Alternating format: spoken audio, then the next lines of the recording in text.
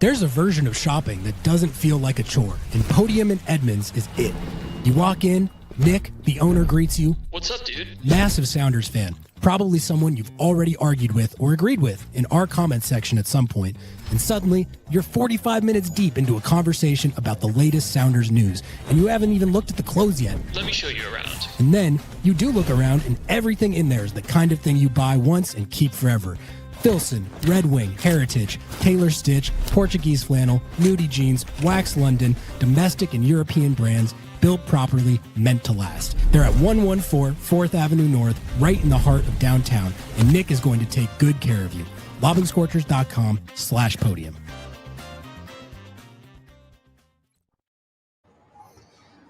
Good evening, everybody, and welcome to your post-match live for the Leagues Cup Phase 1 finale. I am out here at Lumen Field, where the Seattle Sounders, a.k.a. Tacoma Defiance, just lost to Chivas Guadalajara 2-1. We got a lot to talk about this evening. I'll be playing the Brian Schmetzer press conference shortly. We'll be hanging out. We'll be talking about what we just saw, coping, rationalizing, and talking about some positives, I think, because honestly, it is another L for the Seattle Sounders, and they are eliminated from Leagues Cup officially. They were already all but eliminated from Leagues Cup going into this game. It would have taken like a 6-goal victory and help from like 5 other teams in order for them to have a chance at advancing. So that was probably never going to happen, but now they are officially eliminated. So shout out to Leagues Cup. Pour one out for Leagues Cup. You know, I've always said about Leagues Cup, it's not a real tournament anyway. It's a contrived cash grab of the oligarch class. Not a trophy that I put any stock in unless the Seattle Sounders are, of course, contending for it and winning it.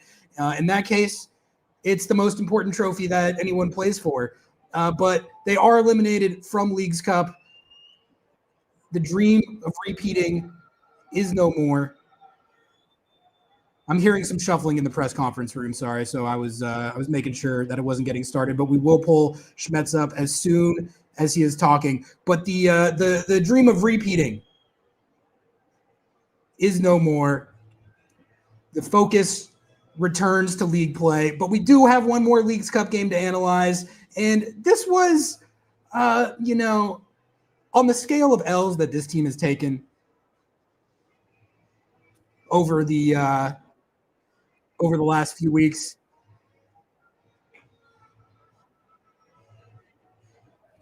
Sorry. Press conference information. Okay, presser's not starting yet. Where was I? On the scale of L's that this team has taken over the last 6 to 8 games, of which there have been a lot. I would say there's probably the most dignity in this L, for whatever that's worth. It might not be worth a lot to some people. But I think to talk about this game, you got to start with the lineup, because this lineup was honestly, it was pretty sick. I'm not going to complain about the lineup tonight because this is what I was kind of asking for them to do. You're pretty much already eliminated from the tournament anyway. You just set a club record losing streak. You're not doing that well, all things considered. You may as well be putting out a lineup like this. This lineup was Stefan Fry, Jesus Ferreira, Osaze de Rosario, and Tacoma Defiance. And I thought that was, honestly, I don't know about you guys, but I thought the first half was pretty fun. First of all, the atmosphere and environment here tonight this was the most like a road game I have ever felt Lumen Field for the Seattle Sounders. I don't know, anyone else who was here tonight, feel free to weigh in, but was that not an 80-20 split in favor of Chivas? That's what it felt like to me. Which was cool on one hand. On the other hand, you don't necessarily want a game in your home stadium to feel like a road game. That's what this felt like. It felt like that for pretty much the entire game. And you could really feel it when Chivas scored, which they did twice. And they also had one that got disallowed for offside that the crowd erupted as if they scored. And then they also didn't understand for like 2 or 3 minutes that the goal didn't count. So they were cheering as if they had scored. And it may as well have been at their home stadium. It may as well have been at their home stadium. So that was interesting, if nothing else. It created an odd dynamic, and it must have been an odd game for the Sounders players to play in, considering they're used to having the crowd backing them at this stadium, and that was just not the case tonight. Okay.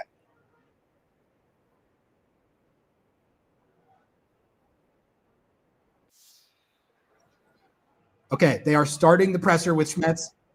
So that is excellent news for me because I don't know how to mute like an individual tab. So I'm hearing everything they're telling us. But supposedly Schmetzer is going to be there in just a few minutes. We'll pull the presser up, hear what he has to say. I think he's probably going to be more or less not pleased with the result, but like when you put that lineup out there and they score the first goal, put themselves in position to take a result, I would say the novelty lineup of the kids acquitted themselves about as well as you could hope for or expect, aside from a 10 to 15 minutes stretch in the second half where it went off the rails a little bit. And that was the stretch where Chivas scored their goals, but also, I mean, like on the equalizer, for instance. To me, that came at the end of a sequence where when you're absorbing pressure for that long, the dam is going to break eventually. And that's the situation they were in the second half. They couldn't keep the ball, which we've seen a lot. All right, I think we got the Schmetzer presser. Hold on. Oh. Sorry, he said they're not ready there yet. They are discussing starting the press conference, but they have not actually started yet. It went off the rails in the second half for a period of time where they ended up conceding both of the goals, I believe, that lost them the game. But if you're asking me about the first half and the performance as a whole, I liked some of what I saw. I liked some of what I saw from Tacoma Defiance. We had a Gallatin Sandness, a galley goal. There was a galley goal in the game. The Seattle Sounders scored the first goal of the match off a set piece, which was nice to see. Here we go.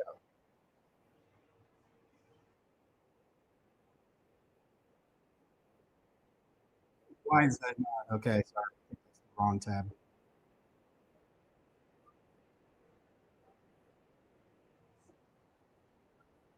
One second, guys. I'm working on the press.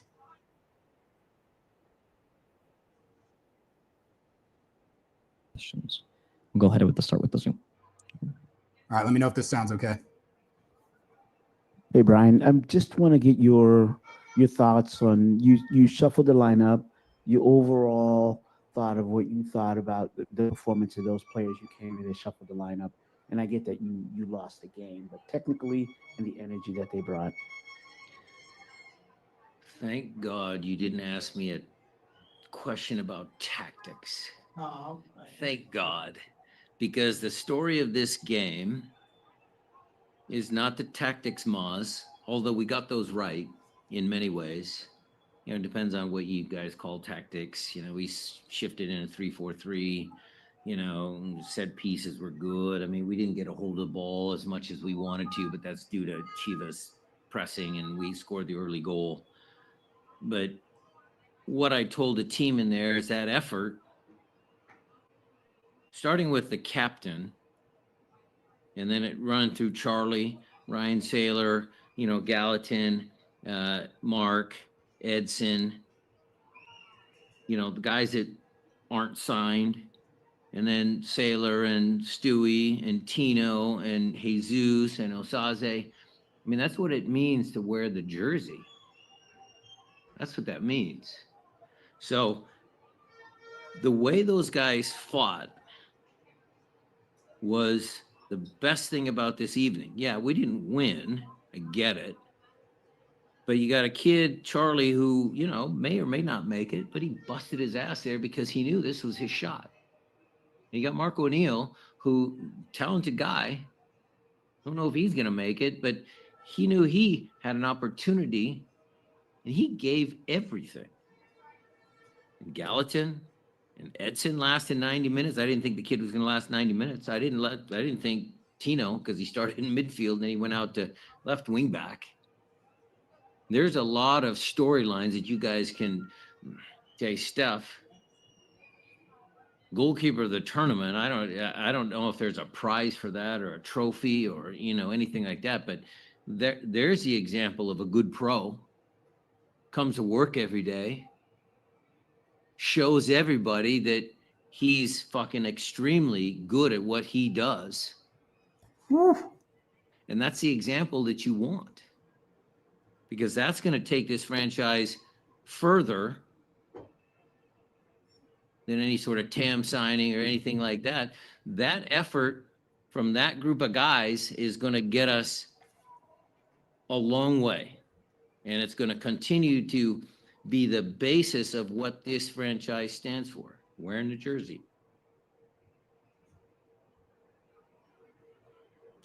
Coach, you mentioned that the effort, the grit, the fight. How much do you think it's more helpful the first team was able to see that from the side? And is that I going to made give an example for the first team. Trust me on that. Because I'm looking at guys that think they're the first team. Looked them dead in the eye when I was talking.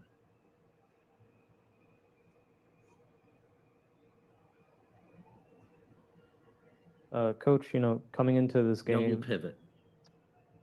not the double pivot this time. Coming into this game, obviously, you come in with the rotations, you come in, with these guys. What is kind of your message to this team before the game, or do you feel like they just came with what you've been talking about here? Well, we talked again about belief, a belief in themselves. The collective is there, they're a good bunch of guys, it's a great locker room, but belief in themselves. We challenged Mark and Charlie and Gallatin and Edson and Ryan, because he wants to stick with the round, and Seba to back up what he did the other night. They got to believe in themselves. And so that was kind of the theme. I mean, we were trying to help them as best we could. A lot of the education was film, and we had a match day -1 training where we did some walkthroughs and got them organized. But they needed to believe in themselves and believe that as a collective, if they helped each other, we'd have a chance to win. So again, you look at Chivas, they've had guys that were playing in the World Cup 3 weeks ago. We've got Edson, who looked pretty good, inverted winger. And Charlie right back, Mark playing in the middle of the park, connecting a few passes, winning some duels. And then we haven't talked about the subs yet, but then I put Peter Kingston on and, Kim Kee-hee and some of those guys. Those guys all want to play for this club. They wear the shirt with pride. Kim's a great pro. Peter Kingston wants to play. You saw Paul Rothrock again busting his ass because he could have gone somewhere else in the offseason, but he elected to stay with us because he wants to play for this club. So a lot of positives. Coach, how do you plan to take this momentum back into the league? Are we going to be seeing some more of these players that we've gotten to see on these short-term signings? Unfortunately, they got 4 call-ups. But we're gonna make sure that we take whatever momentum we have or you think we have, and we're gonna try and get the team prepared for Vancouver. And then after that game, we're gonna go Austin. And we're going on the road, and we're not afraid of going on the road to Cincinnati. And that's a tough 3-game week.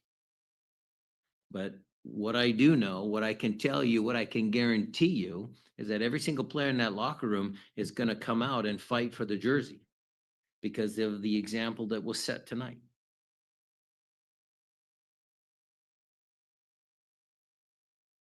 Buenas.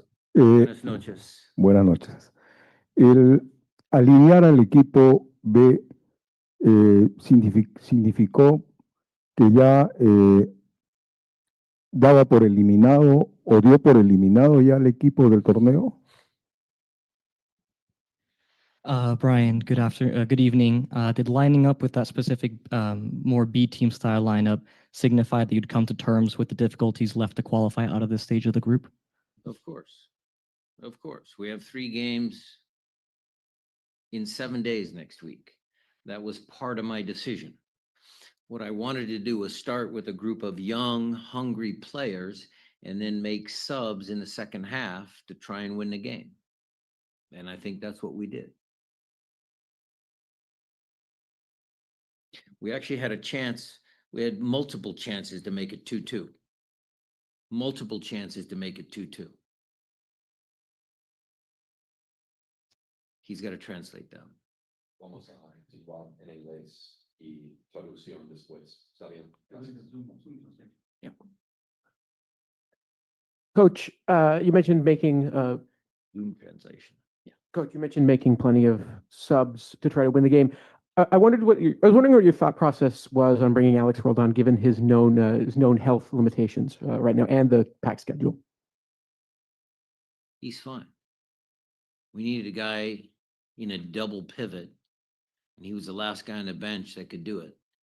And Alex is a tough kid, and he's perfectly fine to play 12 minutes.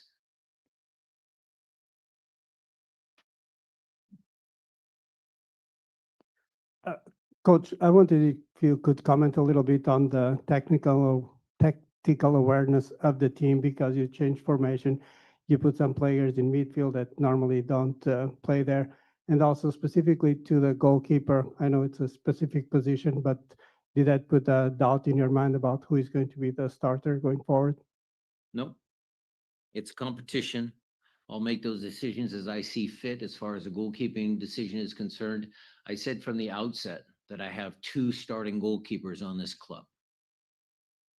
And I will make a decision if I need to. But Andrew has seen, again, what the other players have seen, position specific. That Steph is, proud to be a Seattle Sounder, and he works hard every day in training, and he's playing at a high level. And that's good for Andrew. Not just for the near term, but also for Andrew to look to the future. Because if Andrew can have a career like Steph Fry, then he will have had a successful career. And as far as the other tactics, new positions, all that, the attacking shape didn't change. I'm sure all these guys have seen the differences. We just defended a little differently in 5-4-1. Brian, you talked about this game. I'm wondering if overall, the 3-game, if you give us your early thoughts on the whole tournament as a whole. Going down to Toluca was never going to be easy. 2-0. Statistically, we got beat up. That last goal made it 3. Maybe that was more indicative, based on the stats.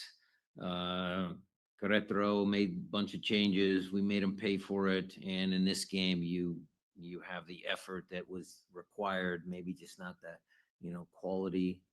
But again, we had some chances to make it 2-2. They obviously had chances to put their score line higher, but at the end of the day, if Osaze gets one of those 2 chances, maybe it's 2-2. I know you're a proud Seattle guy. What did seeing all that red in the stadium feel like today? It's fine. I loved it. Credit to the Chivas fans. I mean, they support their team. Our fans support our team. I mean, it is what it is. I mean, Chivas is a big club, and there are a lot of people that support their club. Same like us. We have away support. I love waving to all the way people at different games, different stadiums. I mean, when fans travel to see their team play, I love it.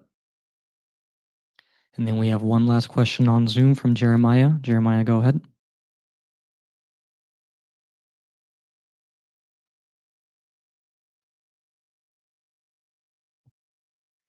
I actually see he put his hand down. All right. Stumped him. Yeah. Stumped him. All right. Stumped him. That concludes our Thank you. press conference with Brian Schmetzer. Thank you very much.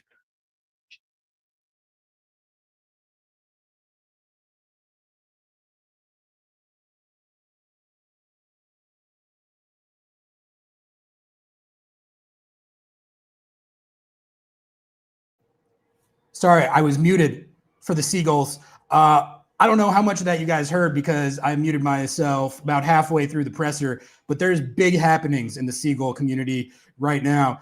They flock around the stadium like vultures after every game, but then I heard a shriek. It sounded like a bald eagle. I think it was the king seagull. And then they all swarmed to one location, all of them at once in the whole stadium. So I was focused on that for some of the presser, but I heard enough of the presser to get a good sense of how Schmetz was feeling. And he was being a little feisty, I would say. We got spicy Schmetz tonight. He was talking to you all at one point, chat. Did you hear that? He was talking to you all. He said, effort like that will take us further than any TAM signing. I think that was roughly what he said. He was talking to you guys with that one. He knows what you all have been talking about. He said, effort like that will take us further than a TAM signing, which I guess I'll leave it up to you guys if you agree with that sentiment. I think what I would say is that effort like that and a TAM, those two things aren't mutually exclusive, are they? You could have the effort and the fire and the TAM signing. See, I should be a GM. I should be a GM. TAM signing, effort. I do think there is something to what he was saying from the standpoint of did you catch that when he said someone asked him if he would hold up that effort as an example to the first team? And he said, I did that. I did exactly that. He said, I looked them in the eye. When I was talking about the effort and the requisite fire in these games, I was looking at the first team guys. To me, that's an implication that, he saw what the rest of us have been seeing in some of these games, where I think really the main game where I would put that into question is the Portland 5-1. But I think there have been other times too where it's not even just effort in individual games. It's an air of complacency, right? That's what I kind of feel with this team at times. Maybe that's what he's talking about. But when you feel too comfortable, when you feel like you have your spot on lock, when you feel like you don't have to compete or look over your shoulder for it, sometimes that manifests in the games. So, I don't know if that's what's been going on. But I do know that, I saw some people in chat during the presser complaining about the lineup. I can't relate to that at all. I mean, imagine if he had just started the entirely first choice 11 and then someone did their hamstring.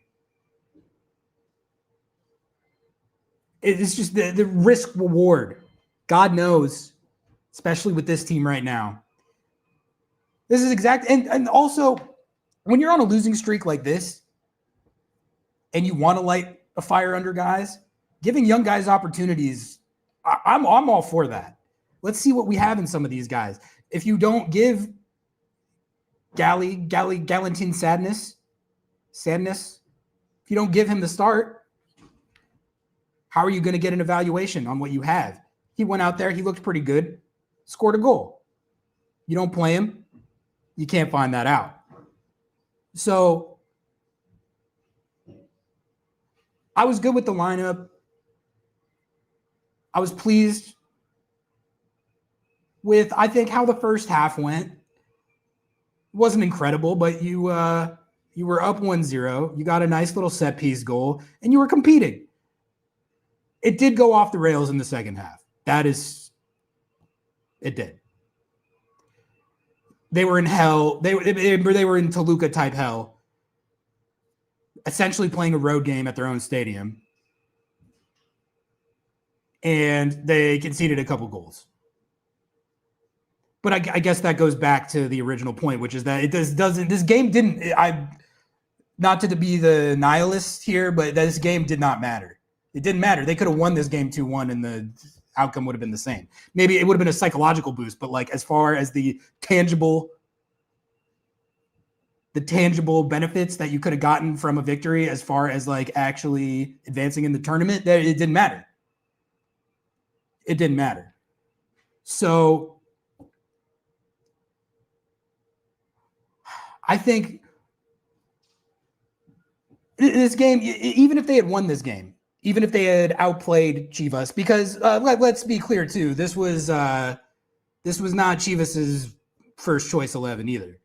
This was their bot squad. So if Seattle had won this game, people would have said that it didn't count because it was the bot squad. But this was Seattle's bot squad too, like ostensibly. I actually don't think it looked like a bot squad except for the second half. But let's go through.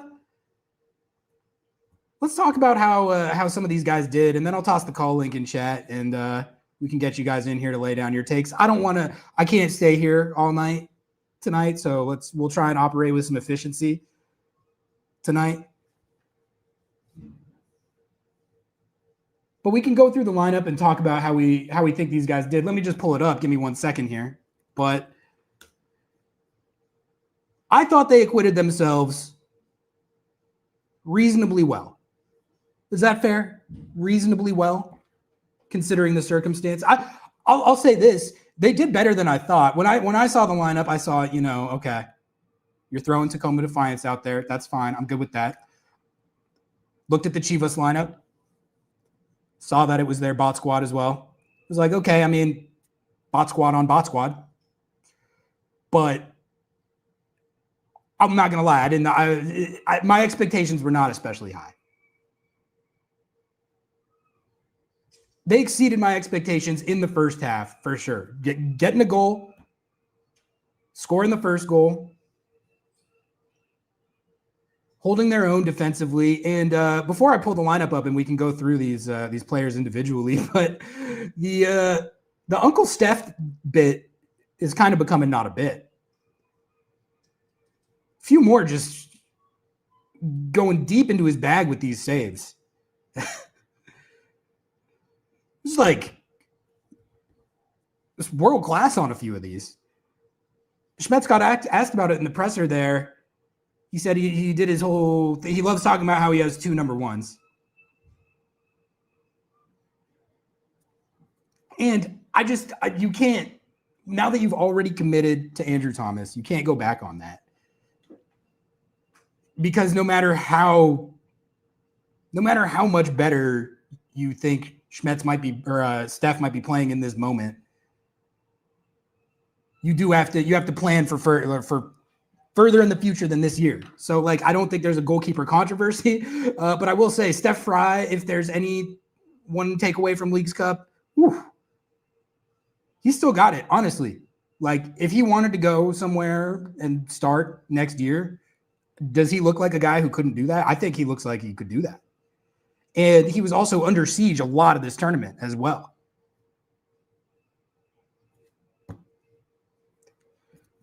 I don't think it's about looking bad to the media. It's about planning for the future, even if he's, I don't know. That's just me. That's just me. All right. What was I doing? Okay, I'm pulling up this lineup. Hold on.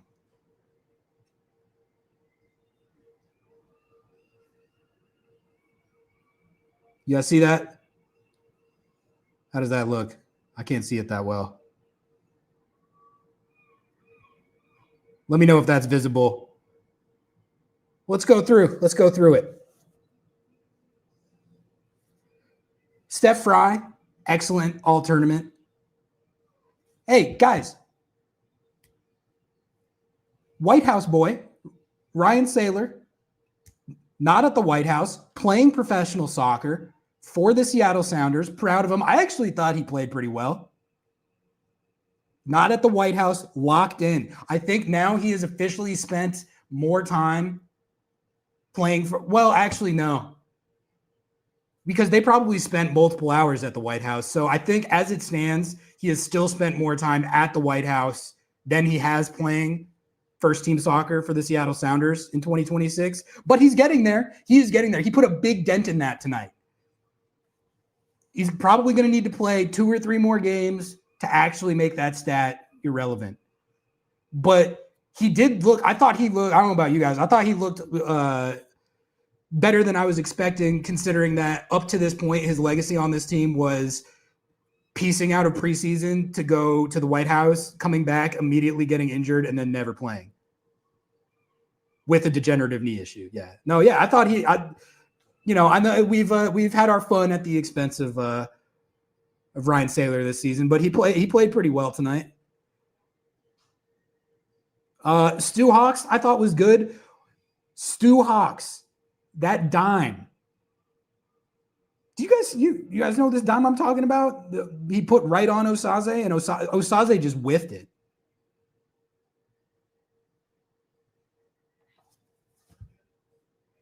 Osaze just whiffed it. But that dime from Stu Hawks, that looked like a number 10. That was like a Jordan Morris outside of the foot.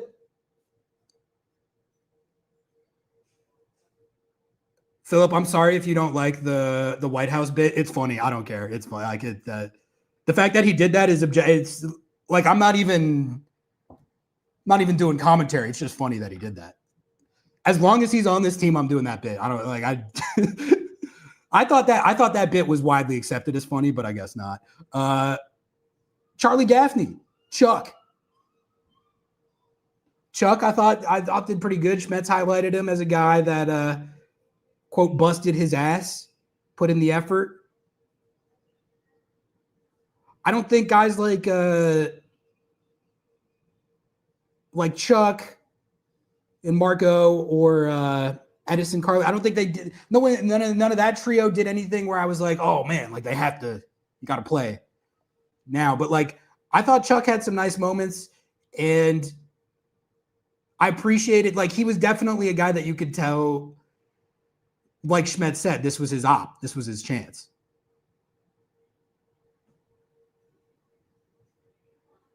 So I appreciated the performance and the effort from Chuck. What did you guys think of the Marco Tino defensive midfield? Have you guys noticed how Schmetz is like he's been tuned into the double pivot discourse? I don't know if it's on our show or if that discourse has been going on everywhere, but did you catch at one point in the presser he kind of dismissively said the term double pivot? He was like, when he's in the double pivot. This wasn't really a double pivot. This was a different formation. But you have Marco and Tino kind of playing that role. Tino has the assist on the goal. That was nice. That was a well-executed set-piece header back across to Galley. I thought Tino and Marco, they were holding their own. They were doing what they could. But I guess, like, if you're looking for a reason, once again, why things kind of fell apart in the second half, it kind of just, you need, regardless of what formation you're playing, you need that anchor, that leader, that captain presence at that spot in the field. Tino and Marco, like, it's not a reasonable, like, expectation, I don't think, for them to provide that, like, to the level that you need, like, to really, really compete in a game like this and feel like you should be the team that wins. You need like a João Paulo or an Ozzy Alonso out there. I continue to believe that. I continue to become radicalized on that. The more I watch this team play in the absence of that type of skill set and leadership, and it's not to any guy that they play there, whether it's Snyder or Pete Kingston, or in this case, Tino, Marco, whatever. They need to be playing off someone who has those things. Otherwise, it's not going to work. So if I had to diagnose what happened in the second half when it fell apart, it felt like a lot of the same recurring issues that they've had in midfield, to be honest. Felt like a lot of the same recurring issues they've had in midfield. it's not to do with an evaluation on the pairings or the players, really. It's just like there's a skill set and mindset type of player profile that you need to have there that they don't have without Christian Roldan. Or, now now they can't ask one Roldan to do it, so they've been asking the other Roldan to do it. The other Roldan went out there tonight, and I thought you can tell how much just plugging a Roldan in settles things, even if it's not Christian, even if it's Alex. You still get the Roldan effect from plugging Alex in there. A lot of it might not be the exact same as Christian, but it's close enough where it settles the situation to some extent. Marco wiped completely. Yeah, I think there was some fuel tanks that weren't exactly full of gas by the end there. Seabass Gomez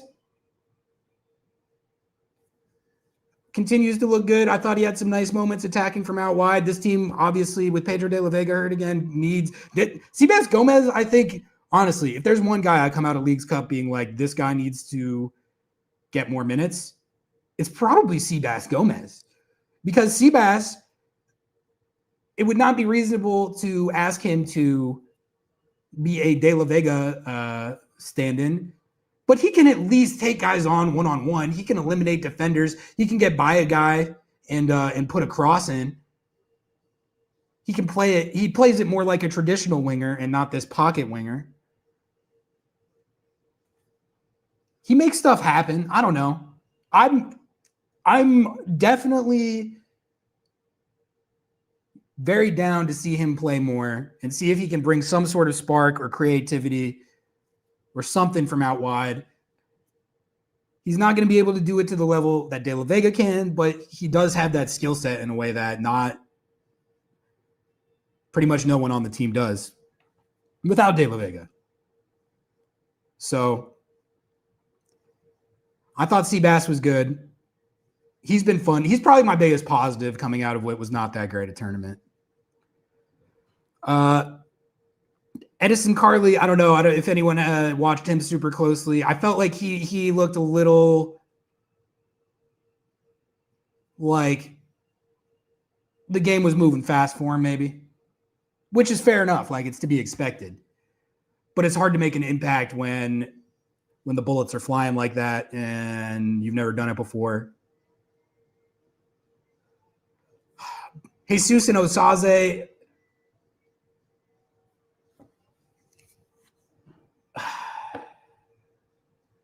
Look, man.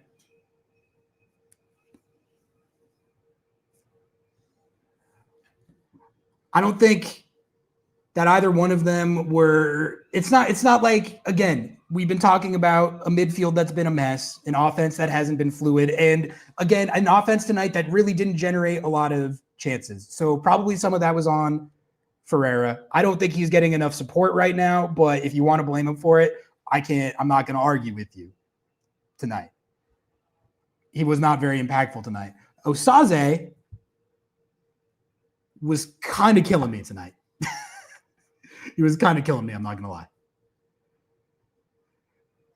He had two really good chances that he missed. And then the one that was really killing me was the Stu Hawks dime. The Stu Hawks dime. Brother, please finish that. Please give me that Stu Hawks primary outside the foot assist.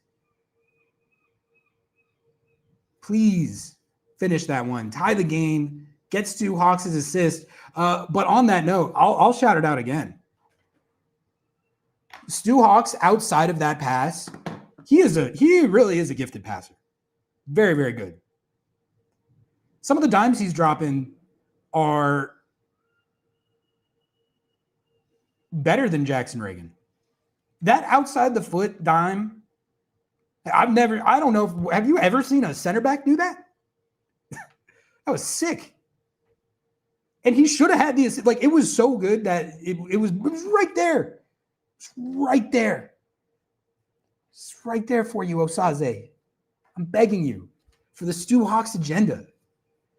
All right, I'm going to hit these super chats, and then we can I'll drop the call link in the queue or in the chat. Linda Wood, thank you for becoming a YouTube member. If you guys want a great way to support the show, follow Linda's lead. Azurada, thank you for the 5. Appreciate you. He says Noah for DP beat reporter. Yeah, good questions from Noah at the presser.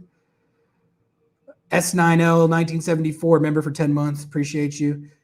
If Osaze scored his opportunities this tournament and made that assist, we would be in the knockout rounds. I mean, you're not wrong. Although I would push, the only thing I would push back on is if he made that one in Toluca, I don't know how that would have mattered. They got outshot 39-4. They got so lucky to only give up 3 goals in that game.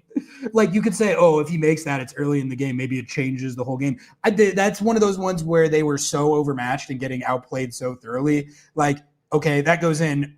You still gave up 4 expected goals and 39 shots. You're probably going to lose that most times. Not to be the stats guy, but like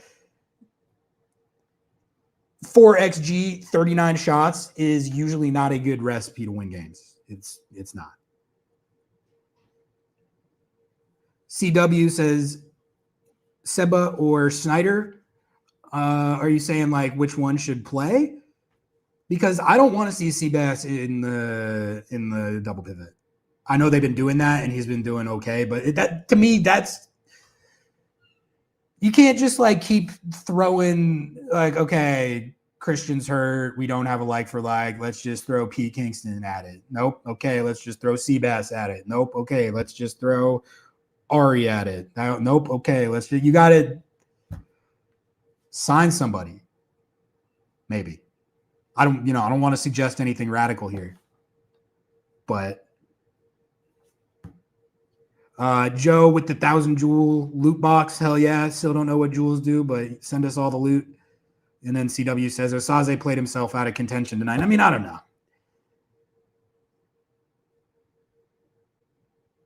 It's just because I've been saying that I think the 6 is more pertinent than the 9. And that's partially because I had a whole take last year about how the 9 situation wasn't actually that bad and people were overblowing it. And Moose scored 18 goals. What are you all worried about? And that backfired. And I'm prideful and I don't want to admit that I was wrong.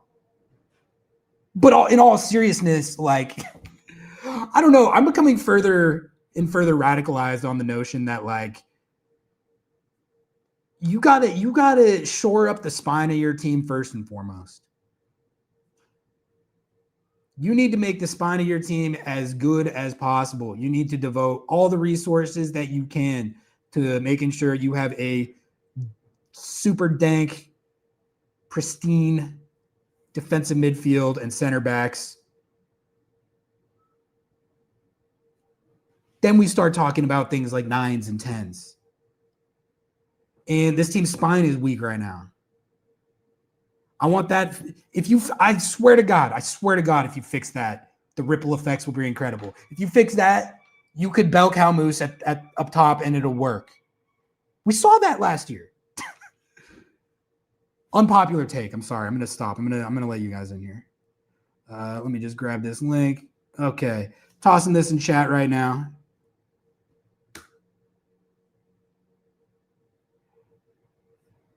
There you go. Links in chat.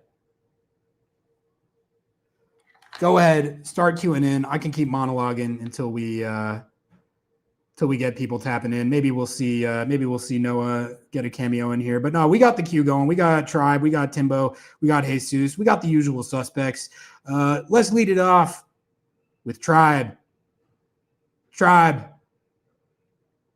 What is up, my guy? You're on stage. It's a 2-1 for Tacoma Defiance against Chivas. What did you think, man? How you feeling? I am really, really pissed. When a team invades your home field like that, it is embarrassing. When you can't even put together a strong lineup because all of your depth is gone, it is fucking embarrassing. When your striker can't score a fucking one-on-one opportunity, it is fucking embarrassing. I hate this team this season. I hate it. It's giving me it is. It's giving me depression. I am fucking pissed off beyond belief. I personally will be a one-man army fucking rushing into the front office and doing shit myself if I have to.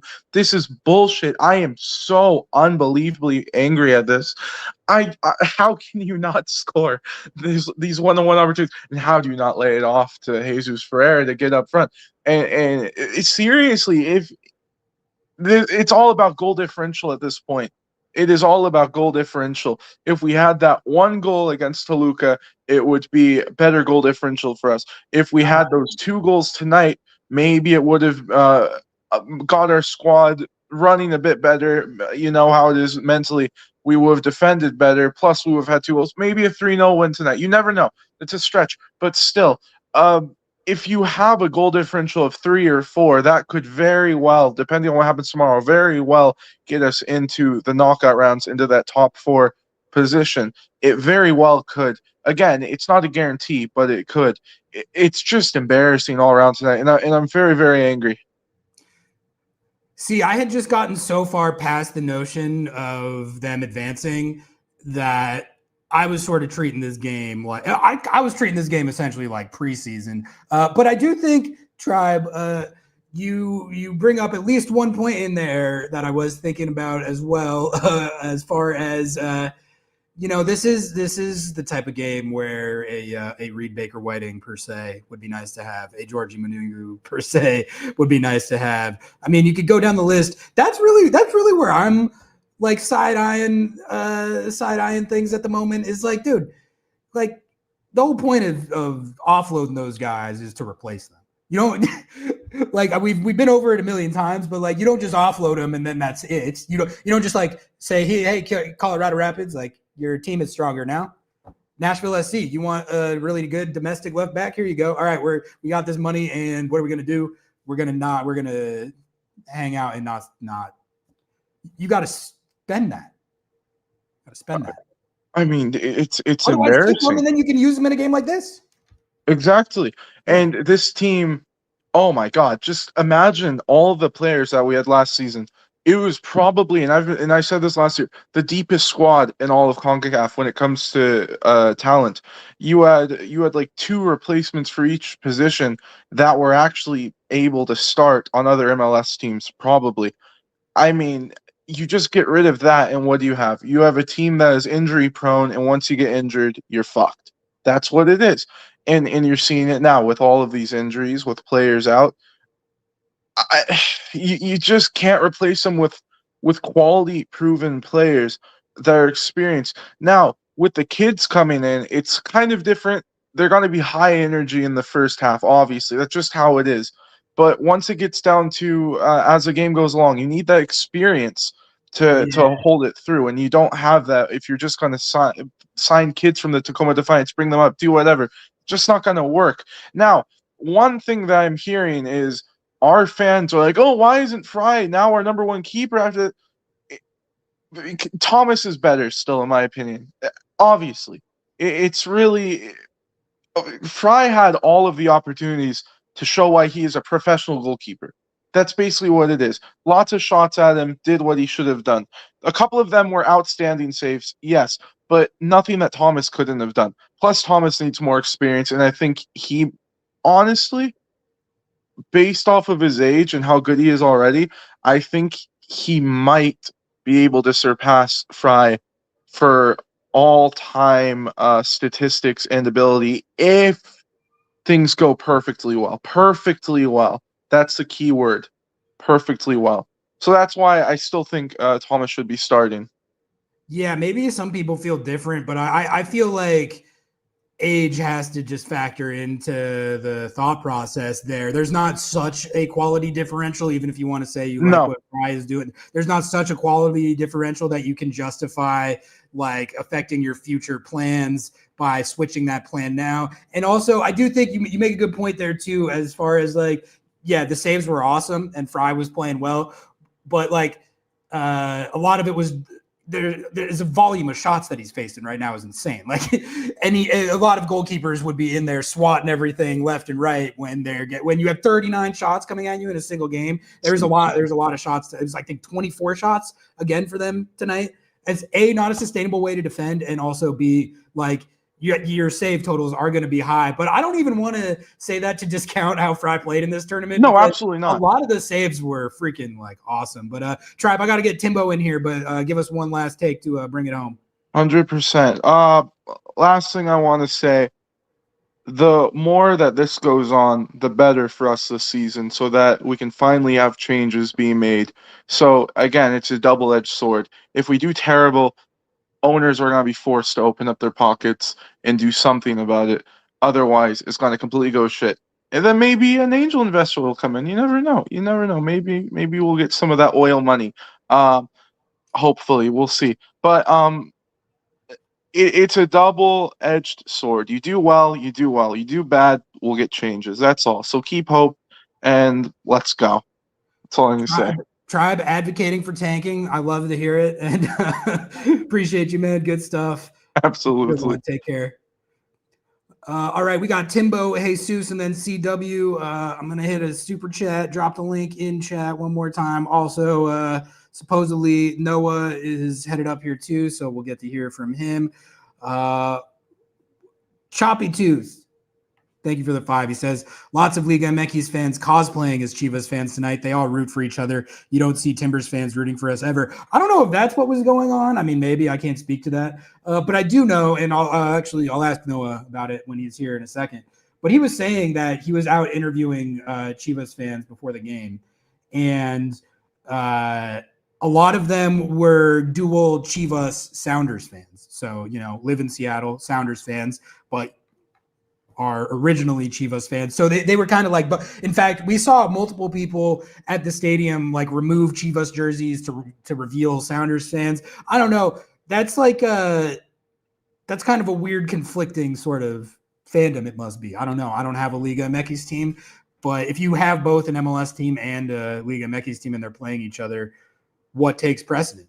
Not sure. It seemed like a lot of people were conflicted about that, but it was wild to see the Sounders essentially playing a road game at this stadium. That was wild. All right, let's get Timbo in here. Timbo, what's up, man? You are on the stage. Can you hear me okay? I can hear you. It's a 2-1 for the Seattle Sounders against Chivas. And it was a lot of Tacoma Defiance. But let's talk real quick on the Chivas notion. Isn't Guadalajara on the west coast of Mexico, if my geography is right?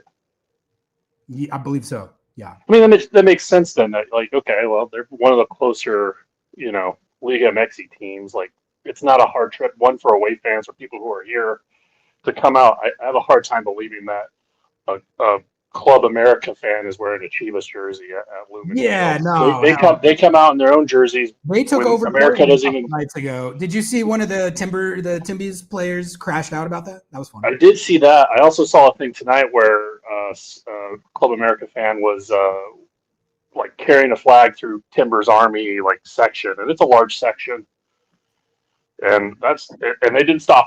Like, it had to be Club America fans had to pull him back to get him back to the supporter side. So I mean, I just want to say congratulations to Liga MX for expanding into the Pacific Northwest in both Seattle and Portland. I wish them all the best in the future. I got to give it to them. Like, if you can take over a stadium like that. And pay those ticket prices too is the other side of it. Those ticket prices. We have traveling support, and we see them at all the games. And it's like, yeah, but that's like a section of the stadium. That's not the entire stadium. Oh, okay. We have the press conference man here himself here. Hey man, he's asking all the right questions. We're turning his lav mic on, but while we get our tech sorted here, Timbo, what did you think of the game and the how the kids played tonight? I thought it was great. I was kind of looking forward to a new rendition of Rui Diaz and the kids from back 5 years ago in Austin, right? Where there essentially was Tacoma Defiance kids and Rui Diaz, and he just chips a 40-yarder to win it. Oh, there's no Rui Diaz anymore. Where'd he go? They should sign one. He is a 9. It was a 9 position. I mean, but Obed Vargas played in that game, so I mean, we talk. I'm totally behind your 6 agenda. I do think we need another Ozzy Alonso, Joao Paulo. I think 6. I think it makes a whole lot of sense because there was even service to Dayro tonight. I was having the same frustrations you were having with just opportunities missed and some of it I think he got beat by the Chivas defense, and some of it was just like, man, muscle that guy and kind of make it happen. So, What happened on the Stu Hawks time? It was right there. it was right there. Right there. Just stick your leg out. Even Brian seemed tilted. That was about yeah. That was the one. I only T-bowed once tonight. That's when when Stu Hawks put that dime in and D-Row just ran past it. Well, and there's no kind of like consequences to that, right? So, okay, you missed that shot, or you go on a cold streak. Well, they're just going to put another guy in, and then you can come off the bench and get hot again, and then we go through this round robin thing of it would really be nice to see some consistency for the Seattle Sounders this week. Find out on everyone's least favorite game show. Well, I was going to say, Ari, we definitely should try you at the double pivot since we haven't done that yet. But maybe we need to try you at the number 9. I think you I'll play wherever at this point. I just want to help the team win. I mean, God bless you for that, man. Big draw away. So this is my big positives from tonight. It was a loss, but no injuries from on the field play from this game tonight. No injuries. You know what's funny? I heard 2 staff members tell me the same thing. That's where legitimately 2 coaching staff members were like, no injuries tonight. Yeah, so, that's like Alex Rodan went on injured theoretically, but he didn't make it worse, right? Yeah. Honestly, I don't want anyone to even say that because it feels like tempting fate. But well, I mean, we'll hear when they don't play on Sunday against Vancouver. So I mean, what was your favorite young player performance? Sabo Gomez, Chivas. I thought that assist was the service to him, and he just kind of went out for it, and I thought that was, I appreciate Sanders getting the goal and actually making it work, but I think that assist was just fantastic. There was a couple times where Seabass was taking on a defender one-on-one, and he juked him and made it by him, and I was like, oh, whoa, Seabass, whoa. You're not allowed to do that on this team. We got a lot of potential from Peter King. Let me. I love Peter Kingston, so I'm gonna speak bad about him. He cannot service that ball. He's terrible at corner kicks. He had a corner that was tough. Yeah. He is. Listen, I was Danny Leva, but I was workshopping this whole bit where I was gonna call it set Pete instead of set piece, and then he took it, and I was like, that one's going to the content graveyard. Yeah. No, it was. I mean, heck with Danny Leva, I would take. God, who do we have back in the day? Senegalese player. It wasn't Senegalese. He was it Senegal? The Dutch man. Why am I blanking on him right now? Leerdam. Oh yeah. Leerdam. Kelvin. Let's talk about Kelvin Leerdam. Back in the day. Thank you. Was it Leerdam or Leerdam? It was Leerdam, I thought. Should I pop in here too? Should I jump in here too? Why not? Okay, wait. We got there we go. We're sitting next to each other. Now we're on. Let me get closer here. Then we look like we're all Timbo, we're gonna keep working through the queue here, but give us one last take here to bring it home. I don't have anything other than it was nice to see some new names on the field tonight, and it was nice to hear Brian say "Hey, everyone, these first team guys, these DPs and starters are on notice at this point. Theoretically, they should be." I didn't know how much stock to put in that, but I didn't mind that he said it because that's the message he should be sending, frankly. So, and honestly, let's bring back some old veterans. There's an Australian fellow who. Now I'm blanking on his name too. He used to play for the team. I don't think we need more old people. I'm gonna be honest. Wait. I mean, even Ladero coming back for a goodbye game. No more unction.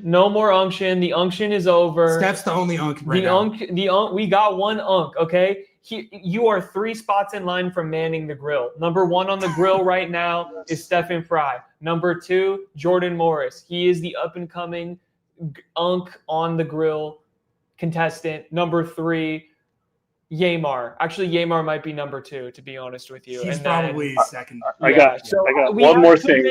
Too many unks in line. We don't need to add to the unction. That's all I'm saying. I got one more thing since I did look up this little bit of trivia tonight. The goalkeeper for that Rui Diaz in the kids game was not Stephen Fry. Who was it? Steph Cleveland. Steph Cleveland, probably. Yeah. It wasn't. It was Steph Cleveland was on the bench that night. What? It was a goalie by the name of Spencer Ritchie. Ritchie. Yo, wait. FC Cincinnati legend. What do you know about FC Cincinnati legend Spencer Ritchie? Because I know. Roosevelt High School legend. He went to high school with a bunch of my homies. Yeah, shout out. It's wild. Anyway. Okay, well. Anyway, you guys have a good rest of the night. We'll see how we do when Vancouver comes to town. Appreciate you as always, Timbo. You're the man. We'll catch you on the next one. Be good. Should we discuss what's the? I mean, I can just slide into your frame here. Yeah. Did you have anything you wanted to discuss before? Did you dish your Jackson Reagan take yet? No. Okay, can we dish your Jackson Reagan take now? So I'm uploading right now the interviews that we did with players because I want to watch the Gal one together. Fire, love that kid. In the words of what's he? Tell us what's he like? He's so tall and buff, dude. He's huge. He was towering over me, like He has the. I will see. This is the first time I've ever watched him play for the first team, obviously, but he has the physical attributes and the size to be an MLS player, and that's step one. That's step one. Easily, so. But it was good to see. He seemed excited, and he was like, I kind of just blacked out and woke up and had scored a goal, and my reaction was funny, is what everyone said, and blah blah blah. So it was like he didn't believe that he scored it for a second. Yeah, he was like, wait, did it go in? Can I celebrate? Yeah, please. But I want to hear. Shout out, we're Gal Glazers. We love Gal. I want you to give your Jackson Reagan take because it's kind of fun. People in chat are asking. Well, I'm sitting here watching Gallatin Sandness, which he's got a great name too, by the way. I'm sitting there in the first half watching him ball out, score a goal. We've been watching Stu Hawkins looking good over the last few weeks, dropping insane dimes tonight. And I'm just thinking, Jackson Reagan's trade value is at all-time high, probably, as far as league perception. If you feel good about, some of the options that you have coming up, to me, Stu Hawkins looks like an MLS player. Gallatin. Just Gal. Shout out Gally. He looks like he's got the physical attributes of an MLS player. We'll see. You could maybe swing a little deal for a lot of GAM to not spend. I'm just saying, and then theoretically, just saying. What was I said Chicago Fire because that you did say Chicago Fire. You said Jackson Reagan to Chicago Fire, which I think is kind of that's a heater. But I mean, what do you guys think? I think that's not a bad idea. I'm trying to think of guys that have real value. You can say, oh, this guy's been underperforming, so trade him. That doesn't interest me as much. Who's got value where you have a surplus at the position that could cover for whatever and then you get resource. The thing is, all of this is predicated on getting resources that you could put back into the roster, which he could be an easy cash for. That's the thing. Someone would cash for him. It wouldn't even have to be GAM or TAM. They would do cash for him. They would do the Georgie Manungu $2 million cash for him. Probably even more. I'm not even saying I'm not advocating for it. I'm just saying the gears in my brain. Again, Ari is trying to be the next general manager of the Seattle Sounders. I want to be a GM and a coach. I want to be a coach exec. Yeah, so he's trying his best. All right, James, sorry for that tangent, but we're going to let's bring on James now. He's ready. Okay, let's get him on stage. James, what's up, man? You're on stage. It is another loss for the Seattle Sounders, 2-1 against Chivas. But Tacoma Defiance acquitted themselves decently well. What did you think of the proceedings tonight? Yeah, I thought it was a mixed bag. I didn't think that any of the individual players made enough of a case to become regular starters. But I thought there were things I saw that kind of pointed our way forward. Obviously, one of them that Schmetzer was obviously quite fond of was the amount of effort. Schmetzer, I think, kind of alluded to the idea that some of the veterans needed to look themselves in the mirror and say, well, why aren't you putting in that level of effort? He had one. This was an all-time press conference for Brian, by the way. He was on fire. He was on fire. What fire. was up with that? Why was he so good? He was stoked. He was just so he was. I don't know what was going on. I think because this was the ultimate Brian Schmetzer match. Put guys out there who would die for the goddamn badge, and then they play like it. Like, yeah, they don't win, but you're in a hostile environment. You don't even like at your own stadium. I don't know. It's all of those things of like Brian Schmetzer like feeling like he can point and say, this is what's been wrong. This is what's been wrong. It's not that we need to make 7 fucking bam signings. I wish he hadn't said that. It's but this is his take. I get it. This is his take, not mine. His take, not mine. We don't need to do that. We need more grit, hustle, vibes, all that kind of classic Brian Schmetzer stuff. And it's like, you know what? To a degree, you kind of gotta give it to him. That's true. Like, to your point, the Rusnak, the Ghostnak agenda of like, you think he's dying for the badge? Or do you think that Charlie Gaffney going out there, who has been a Sounders fan his whole life, getting to put on that kit and play against Chivas, this is his World Cup, bro. This is his World Cup. Yeah, that was what I was going to say, which is that Brian put so much emphasis on the effort, as I think he should, but he's the one who keeps putting Rusnak out there, who I think even his defenders will admit is not Nicholas Ladero or Paul Rothrock. And I don't think that the veterans other than Rusnak are not trying. Like I haven't seen anything like Dotson's dogging it. I think he just has been quite bad. But this is the way Brian Schmetzer wants his team to play, and Craig Weibel has not given him those guys, generally because they're too injured.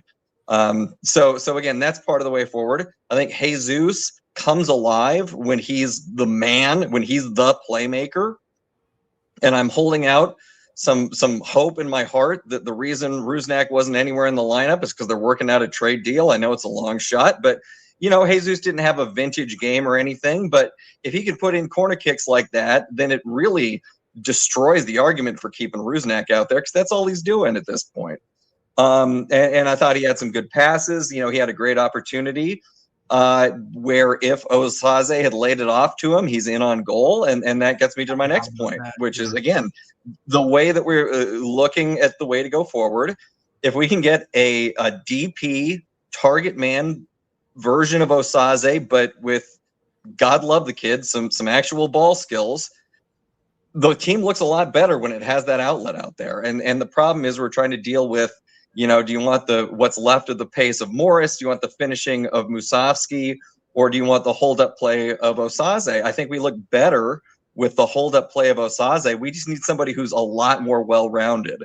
Osaze is fine for a $300,000 player, but you're not really going to get very far in MLS with that. Look, if you look at this and say Jesus has shown enough at the 10, we're going to cut Rusnak his $1 million check to make him go away. And if you think Kenny's the guy, you think another target DP9 is the guy, I think there's something to that. No need for TAM players, no need for signings, James. We got vibes. That's all that matters. That's the only thing that matters. I mean, I'm not averse to that. As I've said before, at least it's honest. Craig Weibel's record is bad enough that I do not see the point in letting him spend a DP slot, cash, or even a significant chunk of GAM to try to save his job. I don't think that's the way to go. I think that is throwing good money after bad. I think the team needs a significant rebuild.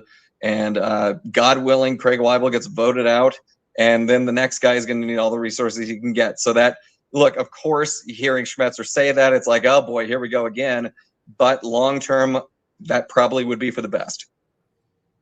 James, absolute fire as always. You got one more take to bring us home, and then we're going to get a CW in here. I'll give you my take on Reagan. I think that he is starting to suffer something from the Javier Arriaga disease, which is where he's so convinced. He liked one post that he shouldn't have, and it's over for him. Totally not where I was going, but I see your point. No, No, it's that he's above average on the ball, and so he's too focused on that, and he's losing the basics of defense. Now, Reagan has never been quite as comically bad as Arriaga, where all of his errors were, destined to be on YouTube fail compilations forever. But I do think Reagan is leaning a little bit too much into his long passing, and he needs to sort of dial it down a bit. Bring it back to basics, really focus on keeping the ball out of the net, because that is his primary job. And I would not be in favor of trading him, because look, if we can get $4 million from a championship team or something, Middlesbrough seems to be fond of Yankees lately. That's one thing. But if we're trading him within MLS for $1 million a game, $2 million a game, $1 million a game pays for Paul Arriola for 1 year, $2 million pays for Arriola and Dotson for 1 year. And I would rather have Reagan. So that's a good way to look at it. That's a good way to look at it. And that's probably where I come down ultimately. But it is, maybe I'll do a thought exercise at some point where we assess trade value, because just thinking about who on the roster has value within the league that you could actually get a haul for in a theoretical world where they would use those resources to improve the roster, which obviously that's probably not going to happen. That's beside the point. The Hugo Kuipers method, I think, is what we've both kind of dubbed it, of trade at the peak value and try. Well, I mean, I don't know if Chicago is going to actually do anything, with it. But regardless, the Hugo Kuipers method, per chance. Yeah, but your point is I don't. We may need to trade people in the future, but I mean, the one thing I'll say is that everybody knows we're desperate. Everybody knows we're in a bad spot. That brings down the value. So that now is not an opportune time to trade people, because they know that we're desperate. So, yeah. But I will free up the queue. Thank you very much for having me. I appreciate it. Have a great night. Bye, James. Have a good night. What were you going to say, Noah? Oh, I just, it's tight to sell your international spot for 500 or 50K less than it's going for across the rest of the league. And then also just be like, fuck, now we need an international spot. So you got to loan your random MLS Next Pro striker who's played 0 minutes to Pittsburgh Riverhounds to be able to somewhat sign a striker. It's a good bit. I think it's a good bit. What are we, what's the planning there? At least the bits are still good. The bits are, I mean, what are you going to do? All right, CW, bringing you to the stage right now. And then we got Jesus, and then we got Caleb. And then that's it. I'll toss the link in. I don't have it pinned, as always. Classic. Here, you toss it. I'll toss it. You pin. It's like that. It's like the D-Wade LeBron. Yeah. Okay. Yeah. All right, CW. What's up, to James's point. Yeah. We let Georgie go to pay Arriola and Dotson. Correct. Oof. I was, that fucking hurts. Okay, I was having this crash out a couple hours ago, and then I looked up how Georgie's been doing in Colorado. He's got 0 goals, 2 assists. He's been doing the same thing there. On this team right now, would that make a difference? Fair, he's been doing the same thing there he did here. Yeah. Granted. But right, vindicated on all counts as usual. As usual. No. So as for tonight, love the effort from the kids. I thought it was the right lineup to send the message that he obviously wanted to send when he did his presser. And it needed to be sent. And those guys lived up to it. No spot is guaranteed. He's said that. We've laughed. We said, haha, yeah, you've played Rusnak again and again and again. Tonight he proved it. Schmetzer proved it. Well, I don't low know. Stakes, though. Yeah, exactly. It's like he... No, I don't care about the stakes. It's about, and like Schmetzer said, it's about the badge on the chest. Yeah. It's not about the stakes in the game. It's about what's right here. And the fact that he made a point of saying, too, when I was talking to the team after the game and praising the effort of the young guys, I was looking at the vets. I was looking at the elder statesmen, trying to impart that onto them. Yep. So I think it's a good set. We'll see what effect we'll see what comes of it. Yeah, we'll see what comes of it. Ari, on the 6 versus the 9. Yeah. I think you and I were the only ones 2 or 3 years ago saying we need a backup for Christian. I might have said that. Shit has come to roost. The fact that it took this long is a testament to our Iron Man Christian Roldan. But absolutely, yeah, no, it's We just shouldn't it's have like taken this long. at this point, I'm not even like it's not like a novel agenda. This is just like obvious. Yeah, he's over 30 now. He needs to have backup, a competent backup. Well, And I Dawson think ain't I it. think you need the guy who's going to be the next him. Like, Oh yeah. I would love a new you would Osaze. I would could love a plan new for the future. You could bolster the midfield. You could take a lot of pressure off Snyder, which I think would be a good thing. Like, this is just like so. This is Jesus tonight was like Nightcrawler in Marvel. He was the first 45. Chivas tried to do something. All of a sudden, he's popping up, fucking it up. He pops up. He was all the first 45. He was all over the field, just popping up in random places, screwing up whatever they wanted to do. I know he was the only field player veteran on the field, but damn, he was top notch in my book tonight. he was working hard, and it was like he's such a good high pressing player, and I feel like this team's whole press has been so messed up lately. And I thought in the first half it fell apart in the second half, but in the first half the press looked good again, which I was like, this is cool. Remember like what it was like last year for a lot of the year and the first half of this season when this team would press and it just looked like this mind meld of guys who were all connected, and it was just constant and like, it would overwhelm. It was Azul. And Every ball was ours. You saw shades of that tonight. You saw these sequences where Chivas was trying to play out of Seattle's pressure and they were like having trouble with it. They couldn't do it. And I was watching that and I was like, man, this team has not been able to do that at all for like a month and a half. And they were so good at that last year and for the beginning of this season. That was the hallmark of the team was how good they were at that. And I do want to point out Freddie Montero is available. No. For free. He is free. No. How much crypto though? Put him down. No, I'm telling you, not the crypto. line for the unction, the line for the barbecue is too long. We can get him on NFTs. That's it. All you have to do is get him on the NFTs. Yes. NFTs. If you get him on the senior minimum NFTs, yes. He will play for the senior minimum though. I guarantee it. When he made his initial comeback a couple years ago, like you want to talk about playing for the badge, that he was a big reason like that 6-2 game in Portland happened. Like Crypto Freddy kind of cooks, man. He's only 39, younger than original Freddie didn't. Original Freddie was all about Freddie. Comeback Freddie was all about the badge. You're absolutely right, Ari. Yeah. But the other thing, we need Alex Roldan to sub into the medical staff because he's always played every other damn position on the field. That's the only one he hasn't played. Maybe we can fix our muscle injuries if we put Alex on the medical staff. CW, you're cooking. Anything else you wanted to get out there before we I never fucking want to hear Puto in my house against my goalie again. That was bad. That was bad. It was so loud, and it's just like I can't believe it was on the broadcast.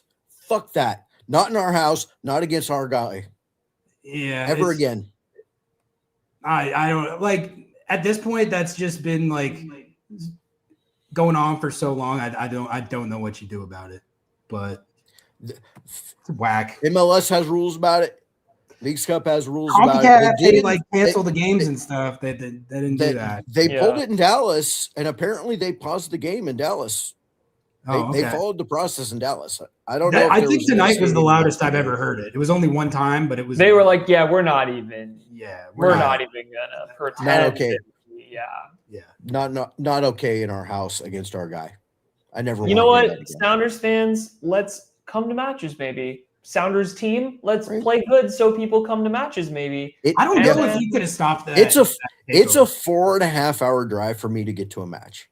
But if I never hear that again by driving to every fucking match that ever exists in the future, I will do it. It's bad news. Yeah, it's not great. Yeah. Well said, CW. All right. We're going to get Jesus in here, but good stuff. Peace out, guys. Appreciate you, man. Take care. Before we do. Yeah. RBW had a goal waved off today, apparently, on a questionable call from our TikTok comment. So we would have gone back to back. I just got to know, RBW agenda, is that to the moon or what? He scored one in Leagues Cup. He gets one waived off today. It would have been nice to have him on the team these last few weeks. I'll say that. That's all I'm trying to say. I'll say That's that. all I'm trying to say. Like that. And I will say too, I actually, if you go back and we reacted to that trade live, and then in the shows the next couple of days, I was saying I was distraught. You were distraught, but I said I understand what they're doing with some of these, and I wasn't against like the Georgie thing. I wasn't against the Danny Leva thing. Wasn't against the Atencio thing. So like, it's not like I've been against a lot of these in principle. That one I was. You can roll the tape on that. I said I don't like it. So I think we're seeing like, because now without Nuhu, who are you playing there? It would be nice to have a natural, even though left back I get is not theoretically RBWs. That's not, but that was what he was playing. That's what he's been doing. That's what isn't that what Nashville's been doing with him? I don't know. Bring him in. Hey, Seuss. Bring him in. Hey, Seuss, what's up, man? You're on the stage. Yeah, we got to get your takes, because you were saying Chivas is your Liga MX team, isn't it? Yeah. They're my okay, Liga give MX us team. Who did you find yourself rooting for? Like, what were you cheering for? Oh my God, one of the toughest matches I ever had to root for. I mean, I knew the stadium was gonna be red and white, and when I saw like on Instagram all the fans invading, I was like, holy shit. Yeah, I was underestimating. Especially because on a weekday, and in my area, the Yakima Valley, there is a shit ton of Chivas and America fans. That's all over here. And well, like, and then hearing the stupid chant that I absolutely hate, especially as a Mexican, I find it stupid, and I find it very, very, I'm not trying to cuss on the show, very retarded. Very retarded, and very, like, they were in San Jose, and I saw videos of them throwing beer, throwing all this crap, and I'm the type that, like, if I go to a game, I get beer thrown on me, it ruins the experience. Like, come on. And then the game, the whole entire damn game just felt like we were in Guadalajara all over again. And Yeah, then it was a tough, like, it was tough walking in. Even like I walked in and I was shooting some video of the Chivas fans walking in. I couldn't even get to the gate. Like, there was that many, like, that's like the Chivas first time fans. I seen our stadium get taken over like that. Yeah. Well, it honestly was one of like the craziest takeovers I've seen. I remember when the Niners took over during the Seahawks game, which it was last year, then it was the year before, and then it was 2019. It reminded me of that, but it was even like I went into a Seahawks game when it was Steelers fans and they did that shit. But like this, I remember that. That was more like they make it like 50-50 or like maybe closer. It was 90%. This was 80-20. No, it wasn't even 20. Let's be real. It was 90. Half of ECS, which, by the way, like, half of ECS was just Chivas fans. It was half ECS section, and then mind you, they do not allow split scarves into their section, and I saw a shit ton of them. I was like, oh my God, time has come. Yeah, it's a bit of when they scored, it would like erupt. Like, it was insane. When they had the ball in the attacking third, it erupted. It was wild. Yeah. Which, like, you don't hear that for the Sounders game. So listen, I gotta, like, as Brian Schmetzer gave respect to the Chivas fans, I gotta give respect to the Chivas fans too, because, like, yeah, me too. Especially as a Chivas fan. Yeah, they came out, they supported their club. They absolutely dominated the stands. They showed out. There was never a moment where they were, like, silent, even when they were losing. And you can if say, you go to a game in Guadalajara, they're loud throughout the whole 90 minutes. Need some more of those vibes. What did you think of? Yeah, we need that. What did you think of how the young Gunners played tonight, Jesus? Oh, really good. I mean, well, all of them looked really good out there. The only one that was pissing me off was Osaze. I mean, I've been an Osaze doubter. Also my brother, which, like, one day, I think it was Leafs Cup, he's like, oh my God, they're starting that guy up there, and he proceeds to score. And I looked at my brother, I was like, you dead ass probably got into his head. Leagues Cup After the 2025 game. Osaze, man. That we'll never forget. Never forget. And that He game was winner cooking. against Atlanta too. Yes, bro. The Yeah. Atlanta Or the shake and quake, man. He scored some really the great. shake and quake was incredible. We just got to get him back to that form. I think we See, need. I would argue up to this point, Yeah. up until tonight, it's like he really. Yeah. What chances were there for him to miss? There was nothing. Like it. He had a couple. He had a couple, but it's like there was one in a game maybe. Tonight there was multiple times where it was the Stu Hawks one just killing me, man. Dude, yeah, you Yeah, don't that one. finish Looking this at it, I Hawks was one. just disappointed. You're because it's one thing. Jesus, you finished that ball. I finished that ball. Ari finishes that ball. It's one thing I to miss would've a finished sitter. that It's ball, one thing to dead miss a ass. sitter, but it's another thing to undermine the Stu Hawks. Yeah, agenda. exactly. Yeah, I you don't- can miss a sitter, but the second you undermine the Stu Hawkins agenda, we're coming for you. I don't You're appreciate it. done. You're canceled. You're done. Yeah. Also, my Uh, take on Reagan, I just think he needs Okay. more time. I feel like right after the World Cup, and I think him crashing out badly, I feel like it's just he's suffering from, I don't know what's it called. He's suffering from post, I don't know, first season. He was really good in the first half of the season, but a lot of players in the MLS have that. Like they start off really on fire, but then when it comes to we go on a long break, they proceed to shit the bed. Yeah. I see. My take on the trade wasn't even like, oh, he's been playing poorly the last couple weeks, ship him. It's more just like, if you're assessing who's got the best chance to get a haul that you could really use if this team did that you could really use to improve Honestly, your team, that would be. But it's more about where you think you might have cover to be able to. how come we just don't bring back Ryan Kent at this point? He was a good player. Well, the club has no need for him. That's a funny quote. Yeah, That no. was That's a good quote to look back on. And the Jesus, give us hardest part one more take, and then we're gonna get Caleb and Nat in here, and then probably call it a night. My final take is that I will never in my damn house want to hear that damn chant ever again. And I am going to go to the game against Chicago Fire and going to be one of the most earliest kickoffs I have ever seen in a Sounders game in a minute.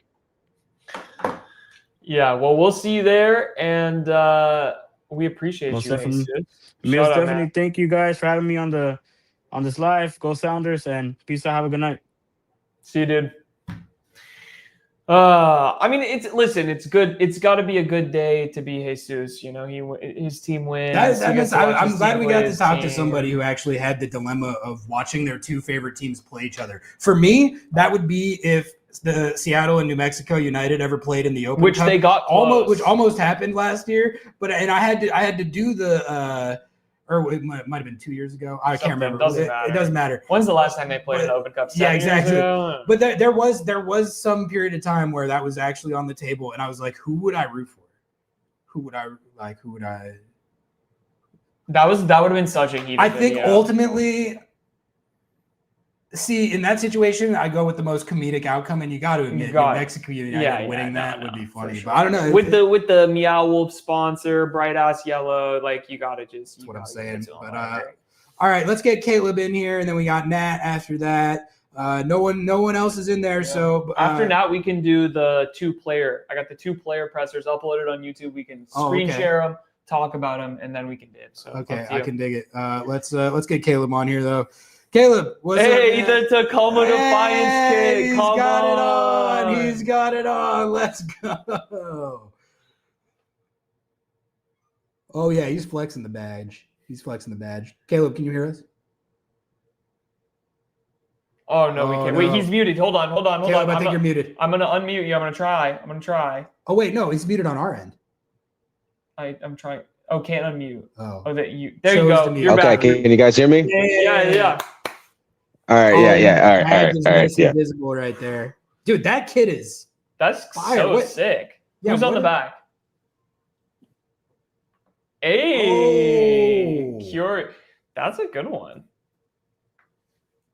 Jackson Corey, the only one, the winger that did score, at America First Field last year before, he got, before Craig let him go. It's like, well, you live and learn. You live and learn. But ladies and gentlemen, if you haven't yet, please like, share, subscribe to this beautiful content of this independent, beautiful channel. Because again, we have Ari, Noah, and our Forever Blue, Forever Green Girls, 2 podcasts, 2 for the independent men and women of the great Sounder Nation. Please give your likes and shares and subscriptions to your QED coffees. And ladies and gentlemen, let's all have a great soccer unity in our grand Washington community. Okay, so now that I got that out of my chest, I'd have to say, again, for me, I thought it was actually a great effort tonight on tonight's game. I'm not really dogging the guys. I mean, I've watched Tacoma Defiance games and I've seen these guys like be versatile. So it was exciting for them to have that energy and to see that thing. Yes, we got overtaken by the fans, which that's absolutely on the fans, which to be honest, our fans need to get a chew out. I mean, there's no justification of why, I know that, our team is shit, but at the same time, hey, there's so many DC United fans that still show up for their team, even though they're shit. So what the fuck is our excuse for us being as royalty as we are? So, but I mean, that's a whole different other cook, but I digress on that. But I really saw, like I said, we were able to score. We were able to, the passing, the fluidity. It was very much, like you said, it does put a lot of senior players in question, being like, okay, this is what we've actually invested in. This was all the big money that I know you don't see it as the big money that we've done these signings, but this money has gone and invested into development. And even for James that were pro Garthers, and for other people that was absolutely pro Garthers, that this is what Garth said. He says, we are absolutely have a strategic plan to acclimate, academy and S2 players to firmly put them into this first team, actively. Because I mean, to be honest, yes, signings is going to do something, but I think, like I said, we have a whole talent of backyard guys that have just worked their asses off for this badge, and I think that's way more, a solid effort. I mean, I mean, I guess we don't have too much of the, of our depth because we're still banged up, but it was just fun to actually see these young guys actually just not be afraid for once and just be show no fear, other than the so-called seniors that's making, big time, money and big time so-called roster positions. But I pass the mic back to you for questions. Yeah, it's fun to watch young guys who have nothing to lose and who are trying to make their mark. And that's what I appreciated about the effort that the Tack Deep boys put in tonight. Noah, what did you think of the effort and mentality? Yeah, I mean, so I asked the question to Brian, and I'll ask it to you too about, how should the Sounders take this momentum going forward? I think there's a few options. One of the options is you play the kids a lot more. You truly believe in the no spot is safe. And if you're playing good, you keep getting to play. And the second you play bad, someone else steps into your position. Or do you think it's let's integrate a lot of these young players, continue to build, and let's continue that Tacoma Defiance pipeline? Where do you sit on that? I sit firmly 50-50 on both, Noah. I mean, I think that they both, it's really a hard decision to especially getting the ego side out of it and the and the biasness. I say it's for me, it's I say it's absolutely even, because you have these young guys that are absolutely fighting for the badge and showing an effort that, for years, I remember from back in the days when, even when we were in our Righteous Glory days, I remember you guys were we were all wanting young talent to be yeah, we want some more young talent to come and, bitch slap these seniors, and just not just for us, but just no bitch slap the opposing seniors. I mean, the way how we was going crazy for Danny Leva when he for his chip, that never got disallowed. I mean, just seeing that. That goal counted. Yes, it did. Yes, it did. Yes, it did. Yeah, trust me. I trust. I know it did. I put that too. But I absolutely but just seeing the fans and hearing that kind of joyous occasion, being yes, we want our youth to actually step up on this roster, and now that we have it, I think, like I said, this with the new CBA and everything coming in next year and all that, like I said, it sounds stupid, but I think, we're holding out. I think Adrian holding out on this is a good thing for this year and just this year only, because like I said, why bother pay a whole ton for a whole another CBA that everybody's going to be doing a whole bunch where you're we could have actually got that, but no, we got stuck in a rut, which we're already kind of stuck in a rut, but I'd rather be stuck in this rut now, not signing anybody, than absolutely doing what the rest of MLS is doing, because to be honest, I'm calling it. As much as everybody's praising about all these signings and bitching, I'm look, I think it's more of a mayday, because as much as it looks good now, but I think a lot of these teams are absolutely going to have to pay a price of something they're not ready for. That I think it gives us, the Sounders, an advantage to make us be the absolute club that people despise, because of course we get away with doing what the magic of what the Emerald City does, of just doing what the Sounders do, just bitch slapping the league as usual and high excellent fashion. So but yeah, I go back to you for another questions or follow-ups. Great. I have to go. I'm gonna go grab my bag from the press box. But you wrap this one and then I'll be back. I'll be back in 2 seconds, guys. Sorry. It's gonna be. I don't want to get I already lost my wallet today. In Lumen Field, but I'm just trying not to lose anything else. It's gonna be so fire when they save all this GAM war chest that they've been accruing and then never spend it, and then the roster rules change, so it just is not going to mean anything. That's probably where this is headed, isn't it? But I mean, hey, we have a sprint season, so maybe you never know. That's the last of put all of it into the sprint season, and then next thing you know, hey, that's how then we have new things. But again, I mean, how do I know? But I don't know anything about that. But but like I said, I think that again, we put a good effort for the guys tonight, and I'm probably gonna have to get a couple more drumsticks to give some Tacoma guys, that are in the badge today. So I mean, I'm gonna have to definitely do that. And but yeah, just yeah. Hell yeah, Caleb. We're gonna get Nat in here, but you got any last takes or thoughts you wanted to get out there? Well, I wanted to actually give. I didn't know yet, but I wanted to actually give this of a little rumor of a Caleb rumor. There is a slight 60 to 80% chance that I will make an appearance at a Sounders game against the Club of Professional Wrestling Enthusiasts. Oh, let's go.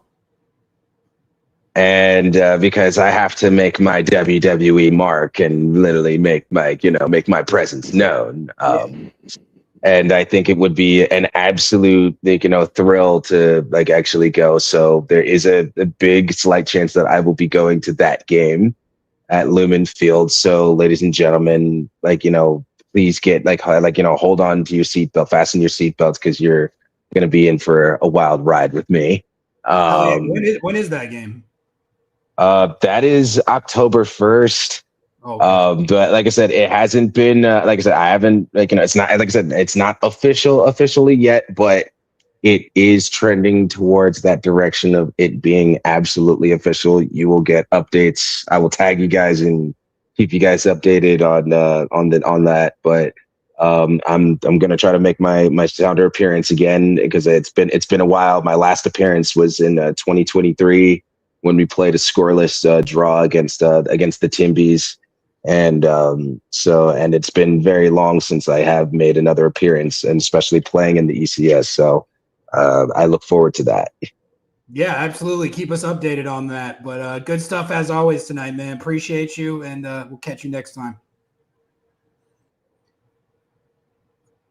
All right. Looks like we got Nat, Quincy, and Hunch, and then that's going to be it for the night. 3 more. So let's get these rolling. Actually, I had one super chat to hit before we keep it rolling. This one's from Malcolm.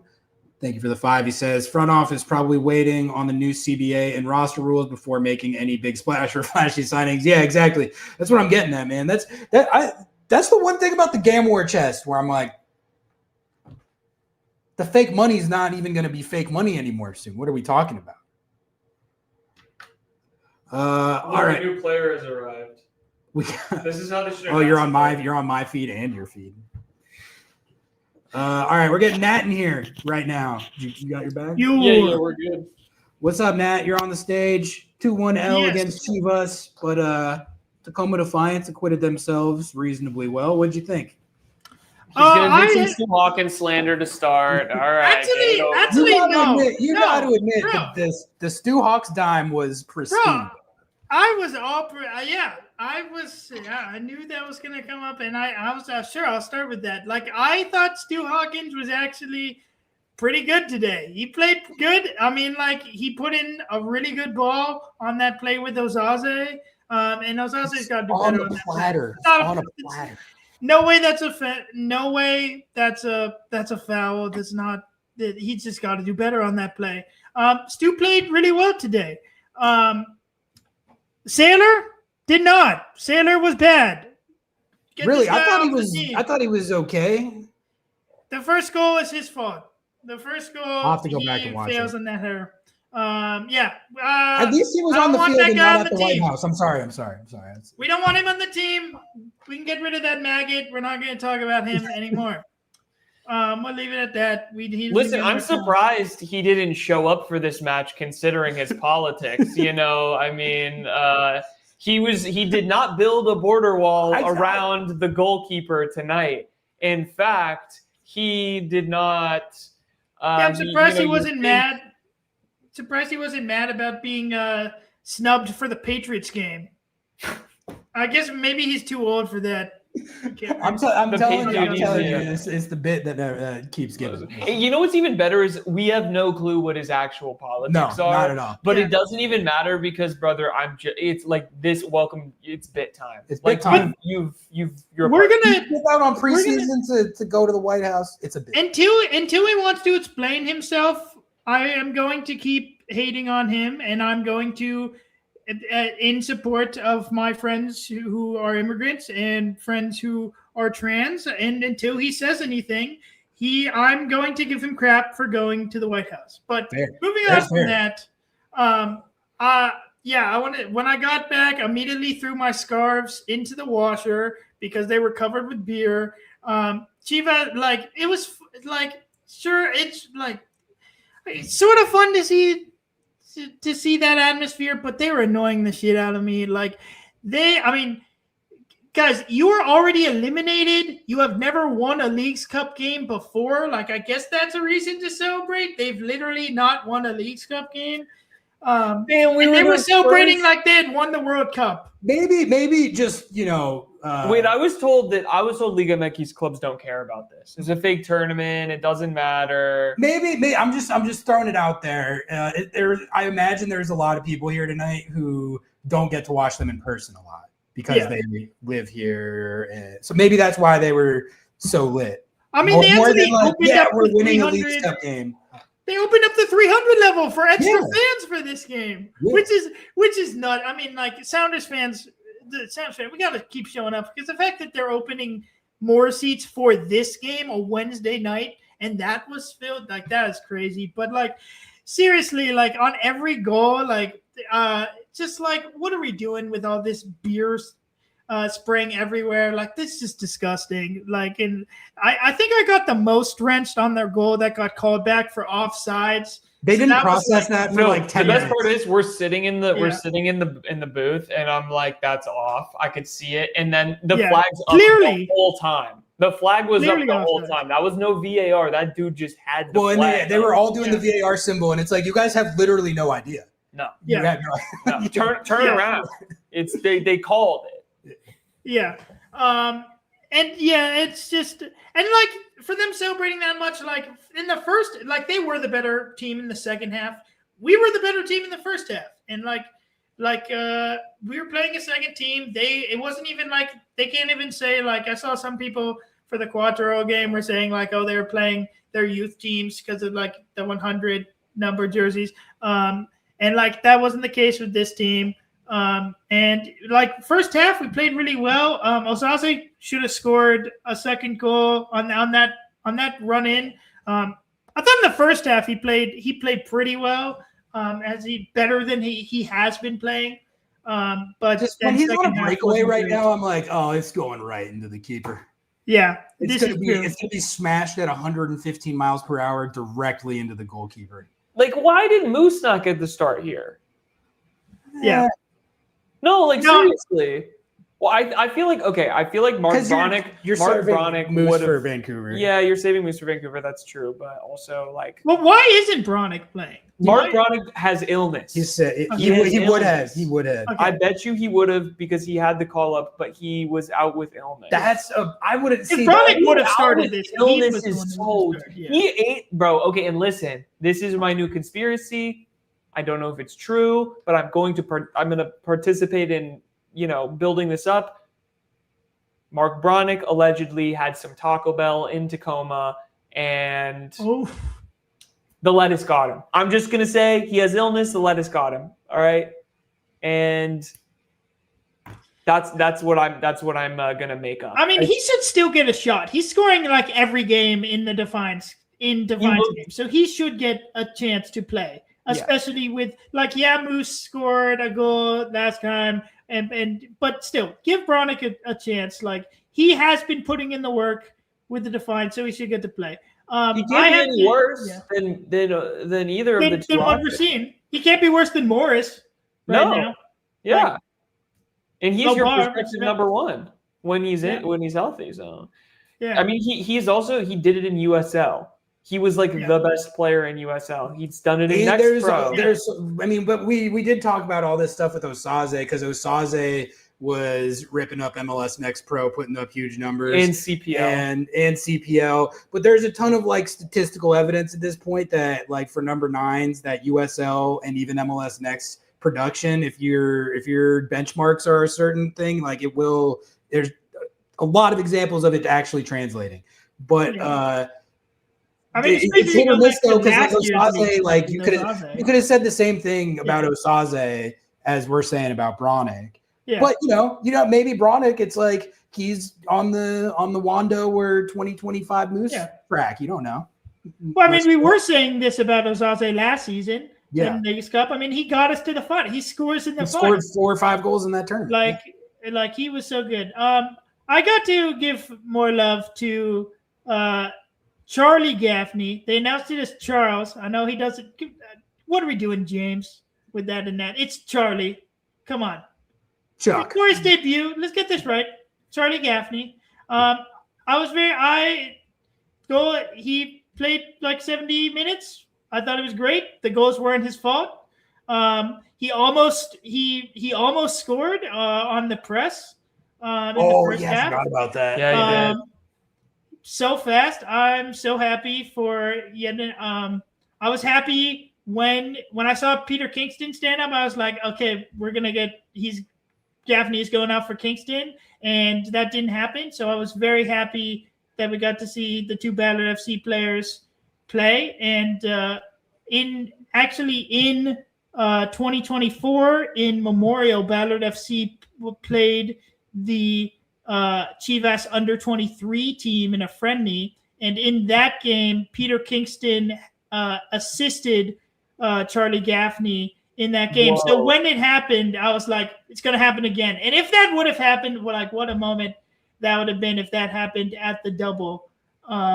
So I was happy that we got that chance. And I do have to defend Peter Kingston, the remarks on Peter Kingston not being good on set pieces, because yeah, maybe he didn't have it today, but It he was can one play corner. It an was one incredible ball. Yeah. He's like, bro, like the reason Battler FC won the national championship in 2023 is because of Peter Kingston's ability.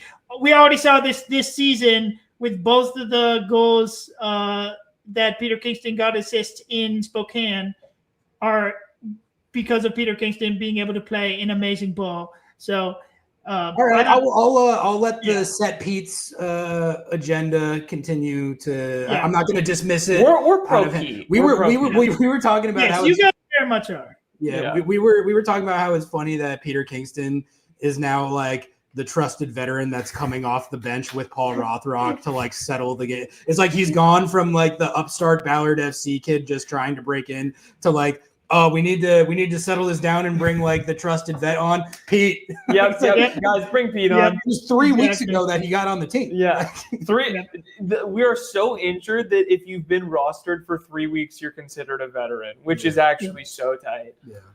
Yeah, I thought Tino Lopez, he played really well in midfield. Like when that lineup, when the lineup that came was out, awesome. and he was in midfield, I was like, what?